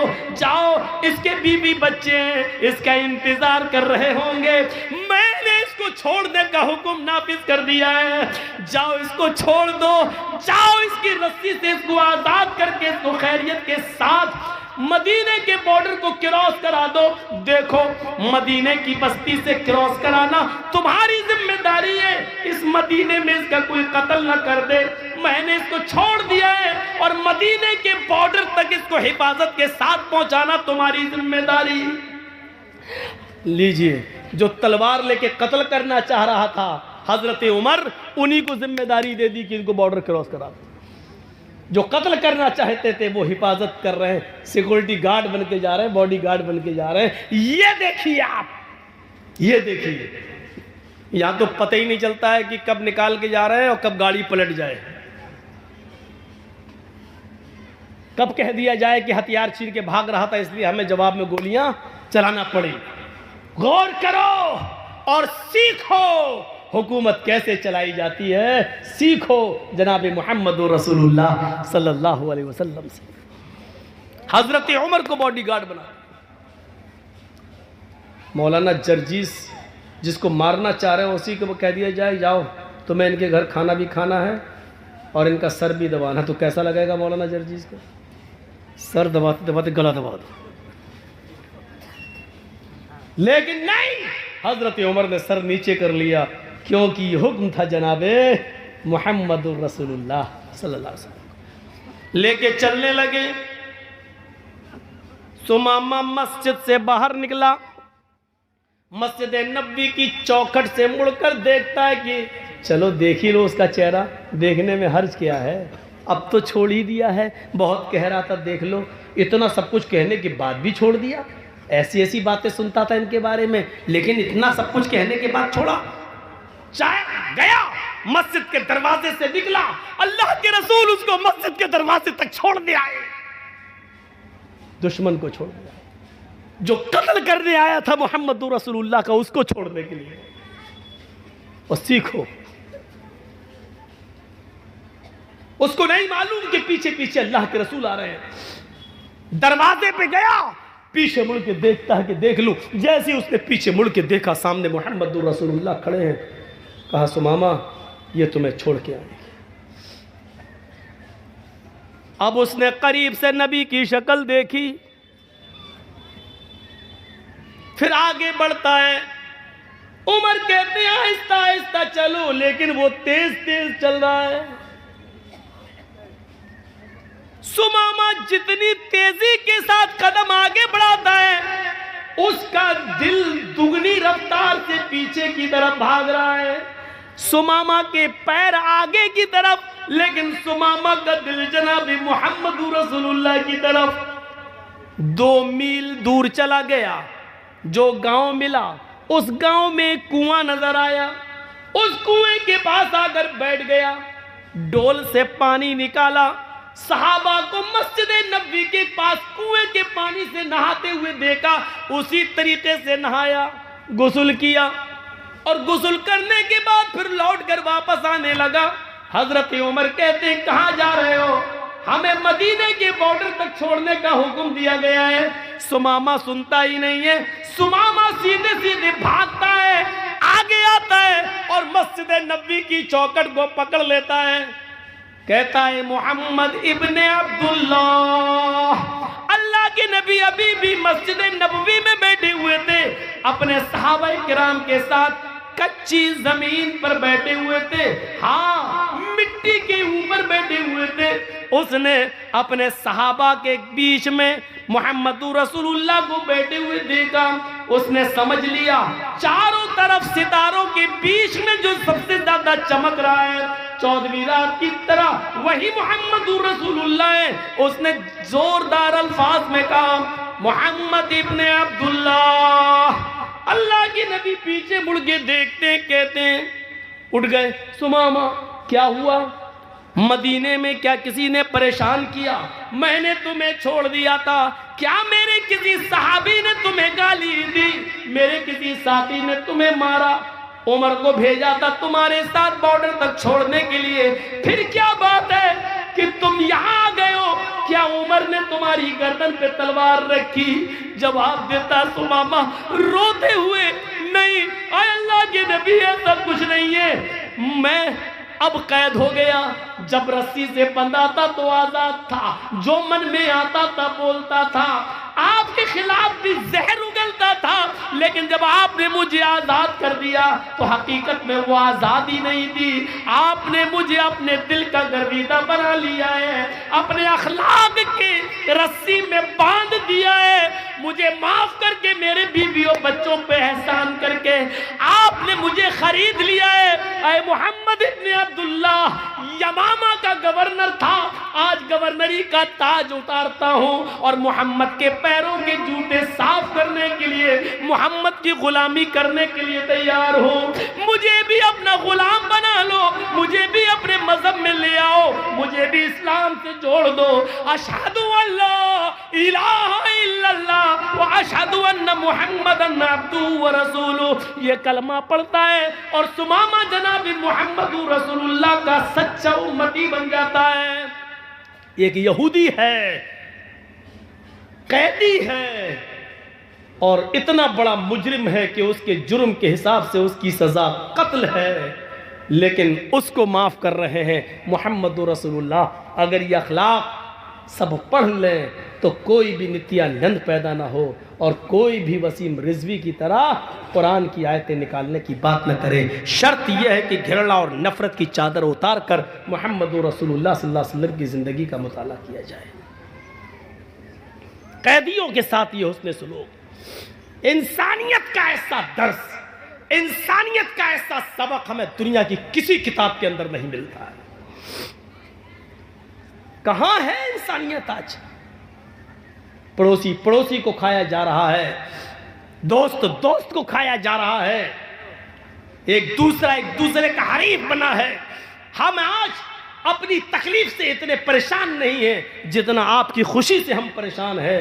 ہم اپنی پریشانی سے اتنا پریشان نہیں ہیں جتنا آپ کو آرام میں دیکھ کر ہم پریشان ہو رہے ہیں۔ میرے بھائیوں، آج یہ صورتحال ہماری ہو چکی ہے۔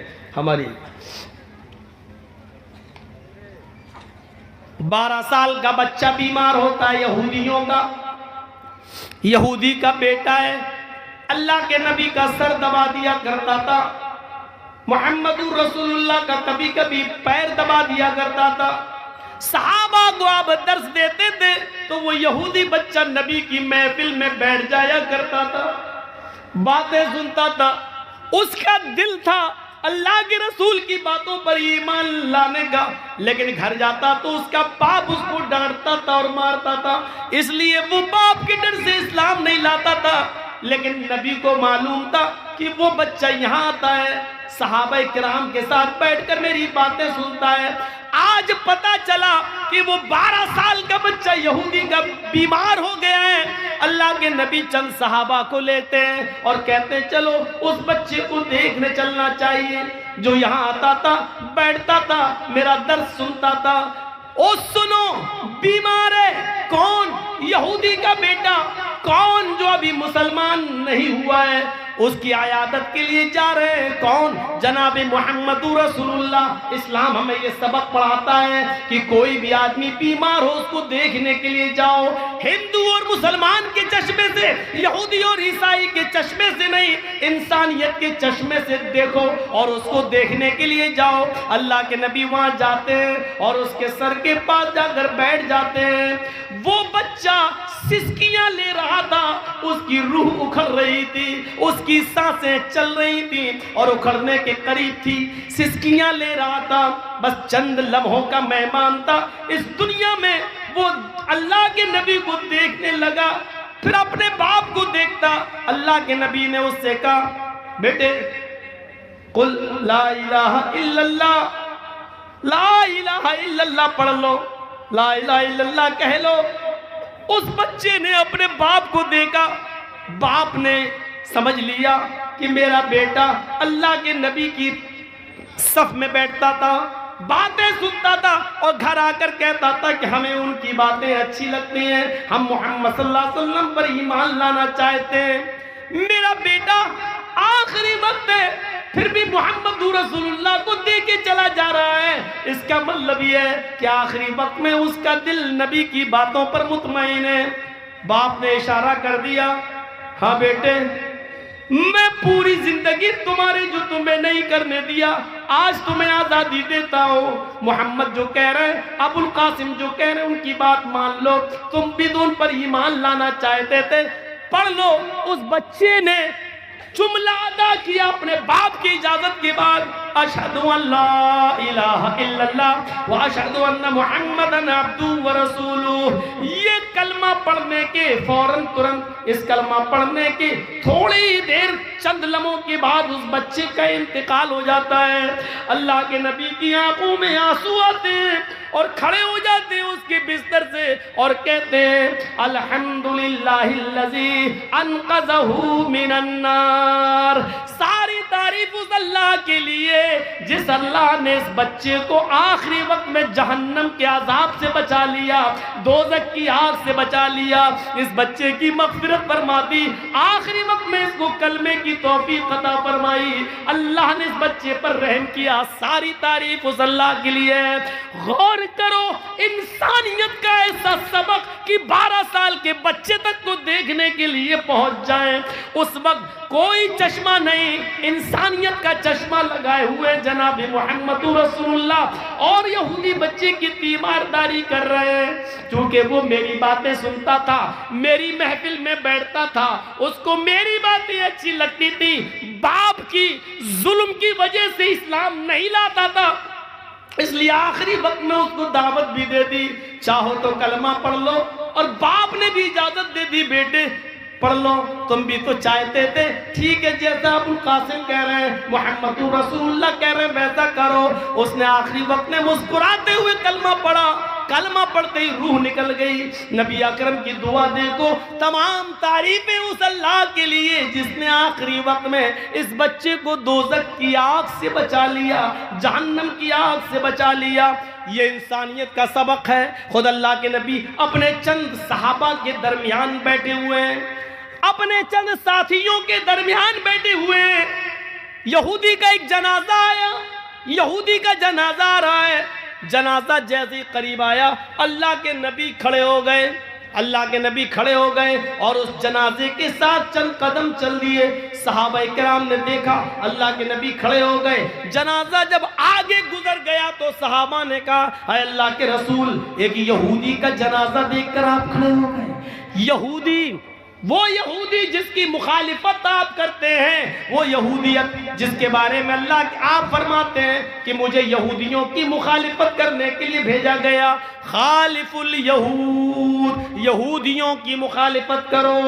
وہ یہودیت جس کے بارے میں آپ کہتے ہیں کہ بنی اسرائیل محرم کا ایک روزہ رکھتے ہیں، تم 2 روزے رکھو۔ یہودی محرم کا ایک روزہ رکھتے ہیں، تم 2 روزے رکھو۔ وہ بنی اسرائیل، وہ یہودی کہ جن کے پیجامے ٹخنوں سے نیچے، جن کی لنگیاں ٹخنوں سے نیچے ہوتی، آپ نے کہا یہودیوں کی مخالفت کرو۔ وہ ٹخنوں سے نیچے پیجامہ لنگی پہنتے، تم ٹخنوں سے اوپر پہنو۔ وہ یہودی جن کی مخالفت میں اللہ کے نبی نے فرمایا وَعَلَى التَّعْمِينِ خَلْفَ الْإِمَامِ عَلَى يَهُودُ هَذِهِ الْأُمَّةِ، یہودی اپنے امام کے پیچھے زور سے آمین بولنے سے جلتے ہیں، تم زور سے آمین بولا کرو۔ یہودیوں کو چڑھاؤ، پوری زندگی یہودیوں کی مخالفت کرتے ہوئے گزری، لیکن آج یہودی کا جنازہ آتا ہے تو آپ اس کو دیکھ کر کھڑے ہو جاتے ہیں۔ پوچھا گیا اللہ کے نبی آپ یہودی کا جنازہ دیکھ کر کھڑے ہو گئے ہیں، یہودی کا جنازہ؟ اللہ کے نبی نے فرمایا ہاں، کیوں نہیں کھڑا؟ کیا مرنے والا انسان نہیں تھا؟ میں نے یہودیت کے چشمے سے نہیں دیکھا، انسانی ہمدردی کے ناطے میں کھڑا ہوا۔ جس طرح ان لوگوں کو اپنے رشتہ دار کے انتقال پر غم ہے تو ان کے غم میں ہمیں شریک ہونا چاہیے۔ یہ انسانیت کی تعلیم دی تھی جناب محمد رسول اللہ نے۔ یہ واقعہ بدلا رہا ہے، یہودی ہو یا ہندو ہو، سکھ ہو یا عیسائی، آپ اس کے جنازے کو دیکھ کر کھڑے ہو سکتے ہیں، چند قدم چل بھی سکتے ہیں، یہاں تک کہ اگر وہ کہیں دفن ہوتے ہیں یا شمشان گھاٹ پہ جاتے ہیں، جلائے جاتے ہیں، ہمدردی میں انسانیت کے ناطے سے اگر آپ وہاں جانا چاہیں تو ادھر بھی جا سکتے ہیں، ادھر بھی جا سکتے ہیں۔ شرط یہ ہے کہ لکڑی وغیرہ یا جلانے کا کام آپ اپنے ہاتھ سے نہیں کریں گے، ان کے غم میں شریک ہونے کے لیے آپ وہاں تک جا سکتے ہیں۔ یہ اجازت دی ہے اسلام نے، شریعت نے۔ تو میرے پیارے ساتھیوں، انسانیت کا یہ سبق ہمیں کہاں ملے گا؟ انسانیت کا ایسا پاٹھ ہمیں کہاں ملے گا؟ یہ سبق سکھایا ہے جناب محمد رسول اللہ صلی اللہ علیہ وسلم نے ہمیں۔ ہمارے ساتھ کیا ہے؟ یہ غیروں کے ساتھ ہو رہا ہے، غیروں کے ساتھ نہیں دیکھا چھوٹا بڑا، نہیں دیکھا امیر و غریب۔ اسی لیے قرآن کریم نے یہاں تک کہہ دیا وَلَا يَجْرِمَنَّكُمْ شَنَآنُ قَوْمٍ عَلَىٰ أَن لَا تَعْدِلُوا اعْدِلُوا هُوَ أَقْرَبُ لِلتَّقْوَىٰ، کسی قوم کی دشمنی تمہیں اس بات پر مجبور نہ کر دے کہ تم اس کے ساتھ بے انصافی کرنے لگو۔ مولانا جرجی صاحب جج ہیں، آپ ہمارے دشمن ہیں، آپ کا مقدمہ میری عدالت میں آ گیا، اب جرجی صاحب کو موقع ملا ہے اپنی دشمنی نکالنے کا۔ کمینہ، تیرا مقدمہ میری عدالت میں، اب تو جج ہم ہیں، فیصلہ تو ہم ہی کو کرنا ہے۔ اب ہم نے بدلہ لینا شروع کر دیا۔ یہ دشمنی، قرآن کہتا ہے دشمنی اپنی جگہ پر، لیکن کسی قوم کی دشمنی تمہیں انیائے اور ظلم کرنے پر مجبور نہ کر دے۔ ایسا نہ ہو کہ تم اس کے ساتھ بے انصافی کرنے لگو، نہیں، انصاف کرنا ہر حال میں۔ عامر ابن عاص کا بیٹا مصر کا گورنر ہے، عامر ابن عاص مصر کے گورنر ہے، عامر ابن عاص کو مصر کا گورنر بنایا گیا ہے۔ عمر ابن عاص کا بیٹا گھوڑا دوڑانے میں ماہر ہے. ایک یہودی بچہ، یہودی کا بیٹا، یہودی کا بچہ،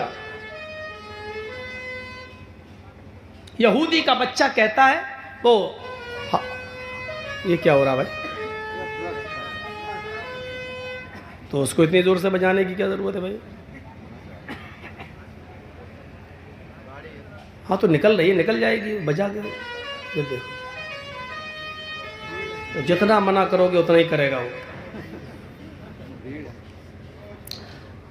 عمر ابن عاص کا بیٹا گھوڑا دوڑانے میں ماہر، اس نے کہہ دیا کہ ہم سے اچھا گھوڑا کوئی دوڑا کر دکھائے. ایک یہودی بیٹے نے یہودی کے بچے نے اس کا چیلنج قبول کر لیا. دونوں لوگوں نے ساتھ میں گھوڑا دوڑایا اور یہودی کا بچہ آگے نکل گیا. اور دیکھو عادل، یہودی کا بچہ آگے نکل گیا. عمر ابن عاص کے بیٹے کو غصہ آیا، مجھ سے آگے کیسے نکل گیا؟ میں عمر ابن عاص کا بیٹا ہوں اور مجھے کو ہرا دیا اس نے. گھوڑے سے اترا اور اس یہودی بچے کے ایک دیا چہرے پہ تھپڑ، بیچارہ ہل گیا. اس نے کہا کہ دیکھو آپ نے مجھے اکارڑ مارا ہے، بلا وجہ مارا ہے، آپ نے مجھے فالتو میں فضول مار دیا ہے، اور میں اس کی شکایت لے کر عمر ابن عاص کے پاس جاؤں گا. اس یہودی بچے کو یہ نہیں معلوم کہ یہ عمر ابن عاص کا بیٹا ہے. میں تمہاری شکایت ہائی کمان تک لے کے جاؤں گا، اعلیٰ کمان تک لے کے جاؤں گا، عمر ابن عاص کے پاس لے کر جاؤں گا. عمر ابن عاص کا بیٹا مسکراتے ہوئے کہتا جا جا. کس کے پاس جائے گا؟ گورنر کے پاس. جاؤ، میرا کچھ نہیں ہوگا، میرا کوئی کچھ نہیں کر سکتا. تو جس گورنر کے پاس جائے گا وہ میرا باپ ہے، میں عمر ابن عاص کا بیٹا ہوں، میرا کوئی کچھ نہیں کرے گا. بس اتنا سا جملہ عمر ابن عاص کے بیٹے کی زبان سے نکل گیا. یہودی کا بچہ کانپ گیا، کہتا اچھا یہ ان کے بیٹے ہیں. لوگوں نے بتایا، یہودیوں نے، ارے چھوڑو یار، عمر ابن عاص کا بیٹا، تم کہاں جاؤ گے؟ کوئی باپ اپنے بیٹے کو تھپڑ مارے گا، سزا دے گا، چھوڑیے. اس نے پھر ہمت نہیں ہوئی اور خاموش ہو گیا. ایک مہینے کے بعد اچانک حضرت عمر مصر پہنچتے ہیں. ہوتا ایسا، حضرت عمر فاروق ہر شہر جاتے تھے اور شہر کے لوگوں سے پوچھتے تھے کہ تمہارے شہر کا گورنر ٹھیک کام کر رہا ہے کہ نہیں کر رہا ہے، اگر کوئی شکایت ہو تو بتاؤ تو ہم اس کی نکیل کسیں. پوچھتے تھے. تو مصر پہنچتے ہیں اور مصر کے لوگوں کو اکٹھا کرتے ہیں. اور حضرت عمر فاروق نے مصر کے لوگوں سے پوچھا، ہم نے جو تمہارے اوپر امیر بنایا ہے، گورنر متعین کیا عمر ابن عاص، کیا وہ انصاف، کیا وہ صحیح ہے؟ ٹھیک ہے، کوئی شکایت تو نہیں ہے آپ کو ان سے؟ پورے مصر کے لوگوں نے کہا نہیں نہیں، امیر المومنین عمر ابن عاص بہت اچھے آدمی ہیں، بہت نیک ہیں اور ہمارا بہت خیال رکھتے ہیں، ہر چیز ان کی بالکل ٹھیک ہے، مجھے ان سے کوئی شکایت نہیں. وہ یہودی بچہ بھی اسی محفل میں بیٹھا ہوا تھا، کہتا امیر المومنین مجھے شکایت ہے. حضرت عمر فاروق نے دیکھا کہ وہ لڑکا چھوٹا سا بچہ ہے، اس کو بلائے، ادھر آؤ بیٹے، کس سے شکایت ہے؟ قریب آیا، تھوڑا سا ڈر رہا تھا. حضرت عمر فاروق اپنی کرسی چھوڑتے ہیں، اپنی چٹائی چھوڑتے ہیں اور اس کے پاس جاتے ہیں، اس کو اپنی گود میں اٹھاتے ہیں اور اپنی ران پر اس کو بٹھا کے کہتے ہیں بیٹے ڈرنے کی ضرورت نہیں ہے، تمہارا دھرم یہودی ہو، مذہب یہودی عیسائی کچھ بھی ہو، مجھے اس سے مطلب نہیں ہے، تمہیں ڈرنے کی ضرورت نہیں ہے، بالکل سچ سچ بتاؤ کیا ہے، تمہیں شکایت کس سے ہے؟ کہ امیر المومنین ایک مہینہ پہلے یہ گورنر صاحب کا بیٹا عمر ابن عاص کا بیٹا کہنے لگا کہ کوئی ہے جو مجھ سے اچھا گھوڑا دوڑائے، اور گھوڑا دوڑانے میں مجھ سے آگے نکلے. میں نے کہا کہ آگے نکلے یا پیچھے یہ تو الگ بات ہے، لیکن میں مقابلہ کرنے کے لیے تیار ہوں. امیر المومنین میں نے عمر ابن عاص کے بیٹے کے ساتھ گھوڑ دوڑ میں مقابلہ کیا، میرا گھوڑا آگے نکل گیا، یہ ہار گئے، انہوں نے غصے میں آ کر میرے زوردار تھپڑ مار دیا، میری 5 انگلیاں چہرے پہ چھپ گئی. جب میں نے کہا کہ میں مصر کے گورنر عمر ابن عاص کے اس کی شکایت کروں گا، اعلیٰ کمان تک جاؤں گا، تو انہوں نے ہنستے ہوئے کہا، ان کے بیٹے نے کہ میرا کوئی کچھ نہیں کر پائے گا. جہاں تم جا رہے ہو اس شہر کا گورنر عمرو بن عاص میرا باپ ہے, میں عمرو بن عاص کا بیٹا ہوں, میرا کوئی کچھ نہیں کر پائے گا. اتنا کہنا تھا, یہودی بچہ کہہ کر چپ ہوا. حضرت عمر فاروق کی آنکھیں سرخ ہو گئیں اور غصے سے بھری ہوئی نظر عمر بن عاص کے چہرے پر پڑتی ہے. عمر, اللہ نے جب انسان کو آزاد پیدا کیا ہے تو تم کون ہوتے ہو کسی کو غلام بنانے والے؟ اپنے بیٹے کو پیش کرو. بیٹے کو پیش کر دیا. بیٹے نے سر جھکا دیا, ہاں اپنی غلطی کا اعتراف کر لیا. کھڑے ہو جاؤ. عمر ابن عاص کا بیٹا کھڑا کر دیا گیا. یہودی بچے سے کہا, میں تمہارے سامنے کھڑا ہوں, تمہیں قسم دیتا ہوں جتنی زور سے اس نے تمہیں تھپڑ مارا اتنی زور سے تھپڑ اس کے چہرے پر رسید کرو. آگے بڑھو. یہودی بچہ آگے بڑھتا ہے اور اپنا ہاتھ اٹھا کر اتنی زور سے جتنی اس کے پاس طاقت تھی اپنی طاقت کے مطابق تھپڑ اس کے عمر ابن عاص کے بیٹے کے چہرے پر چھڑتا ہے. یہودیوں نے تالی بجانا شروع کر دی. اس انصاف کا خیر مقدم کیا اور کہا, امیر المومنین آپ کے انصاف سے ہمیں خوشی ہوئی. عمر ابن عاص نے کہا, امیر المومنین یہ میری عدالت میں مقدمہ آیا ہی نہیں تھا. اگر یہ بچہ میرے پاس چلا آتا اور مجھے بتاتا تو میں اسی وقت سزا دیتا اپنے بیٹے کو, لیکن آیا ہی نہیں اور کسی نے مجھے بتایا بھی نہیں. اس لیے چلیے آپ نے انصاف کر دیا. اچھا. حضرت عمر فاروق نے کہا, عمر ابن عاص ابھی انصاف نہیں ہوا. کہا, امیر المومنین اب کیا باقی ہے؟ کہا, تم کھڑے ہو جاؤ. گورنر کو کھڑا کیا, تم کھڑے ہو. میں, ہاں. کہا, کمبر اپنے غلام کو خادم کو آواز دی. حضرت عمر نے, خادم اسلم, جی ادھر آؤ. ایک تھپڑ عمر ابن عاص کے چہرے پر مارو. یہودی بھی چیخ پڑے. امیر المومنین جس نے تھپڑ مارا تھا اس کو تھپڑ پڑ گیا, اب ان کو تھپڑ کیوں مارا جا رہا ہے؟ عمر ابن عاص کہتے ہیں, امیر المومنین یہ کیسا انصاف ہے؟ میرے بیٹے نے تھپڑ مارا, میرے بیٹے کو بدلہ مل گیا, انصاف ہو گیا. مجھے تھپڑ کیوں مارا جا رہا ہے؟ میرا کیا قصور ہے؟ کہا, پہلے تھپڑ کھاؤ, قصور بعد میں بتاؤں گا. غلام نے, اسلم نے ان کی اچھا پوری کی. حضرت عمر کا حکم مانتے ہوئے ایک تھپڑ عمر ابن عاص کے گال پہ مارا گیا. عمر ابن عاص کا گال ہل گیا. حضرت عمر فاروق نے کہا, عمر یہ تھپڑ تمہارے چہرے پر اس لیے مارا جا رہا ہے کیونکہ تم نے اپنے بیٹے کو صحیح تربیت نہیں دی. اگر تم نے اپنی اولاد کو, اپنے بیٹے کو صحیح تربیت دی ہوتی تو تمہارا بیٹا یہ نہیں کہتا کہ میں شہر کے گورنر کا بیٹا ہوں, میرا کوئی کچھ نہیں کر پائے گا. اسلام لانے کے بعد کوئی بڑا اور چھوٹا نہیں ہے. جتنا حق تمہارا ہے اتنا ہی اس شہر کے ایک ایک ناگرک کا ہے. تم امیر المومنین ہو لیکن حقیقت میں خادم ہو, لوگوں کی خدمت کے لیے پیدا کیے گئے ہو.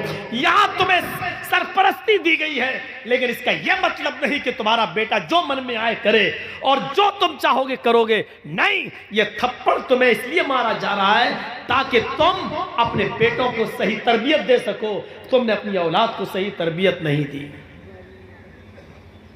یہ عدل تھا.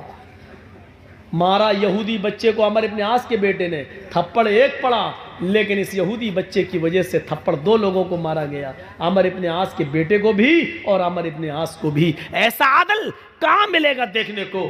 سبق یہ بھی دیا کہ یہودی صحیح, لیکن تمہارے بچے کو یہ ہمت کیسے ہوئی کہنے کی کہ میرا باپ اس شہر کا گورنر ہے, میرا کوئی کچھ نہیں کر پائے گا. اور پھر دنیا کی نظروں نے دیکھا عمر فاروق کا انصاف کہ ایک دن اسی مصر کی بستی میں حضرت عمر فاروق نے کھجور کا رس نچوڑ کر رکھا تھا اور کئی دنوں کے بعد اس میں نشہ آ گیا تھا، وہ سڑ چکا تھا، وہ شراب بن چکی تھی، نبیذ بن چکی تھی۔ عبد الرحمن نے وہ نبیذ پی لی۔ عمر فاروق کے بیٹے نے وہ شراب، وہ سڑا ہوا رس پی لیا جس میں نشہ آ گیا، پکڑے گئے۔ لوگوں نے بتایا عمر ابن عاص کو کہ عمر فاروق کے بیٹے نے شراب پی لی تھی، لہٰذا ان پر حد جاری کی جائے۔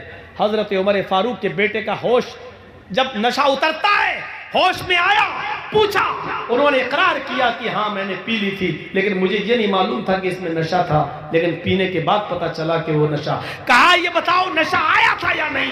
کہ ہاں آیا تھا۔ کہا اب تمہارا نشہ اتر گیا ہے، 40 کوڑے مارے جائیں گے۔ عمر ابن عاص نے 40 کوڑے مارے۔ کس کو؟ حضرت عمر فاروق کے بیٹے کو 40 کوڑے۔ لیکن مدینے میں جب حضرت عمر کو پتا چلا کہ میرے بیٹے نے شراب پی لی اور اس کو عمر ابن عاص نے 40 کوڑے کی سزا سنائی اور ماری، لیکن اس کے باوجود مدینے سے گھوڑا بھیجا اور عمر ابن عاص کو ایک لیٹر لکھا کہ جیسے یہ لیٹر تمہیں ملے تو اس اچھے اور مضبوط گھوڑے پر میرے بیٹے کو بٹھا کر جلدی مدینہ روانہ کرو۔ حکم کی تعمیل کی گئی۔ عمر ابن عاص نے عمر فاروق کے بیٹے کو مصر سے روانہ کر کے کہا تمہارے باپ نے ارجنٹ تمہیں بلایا ہے۔ مدینے بیٹا پہنچتا ہے، کہا بیٹے سنا ہے کہ تم نے شراب پی لی تھی؟ کہ ہاں، لیکن ابو جان مجھے اس پر حد جاری کر دی گئی، 40 کوڑے مار دیے گئے ہیں۔ فرمایا 40 کوڑے تمہاری پیٹھ پر دوبارہ لگائے جائیں گے۔ کہا ابو مجھے شریعت کی سزا بتا دیجئے کیا ہے؟ کہا کہ شریعت کی سزا 40 کوڑے ہے۔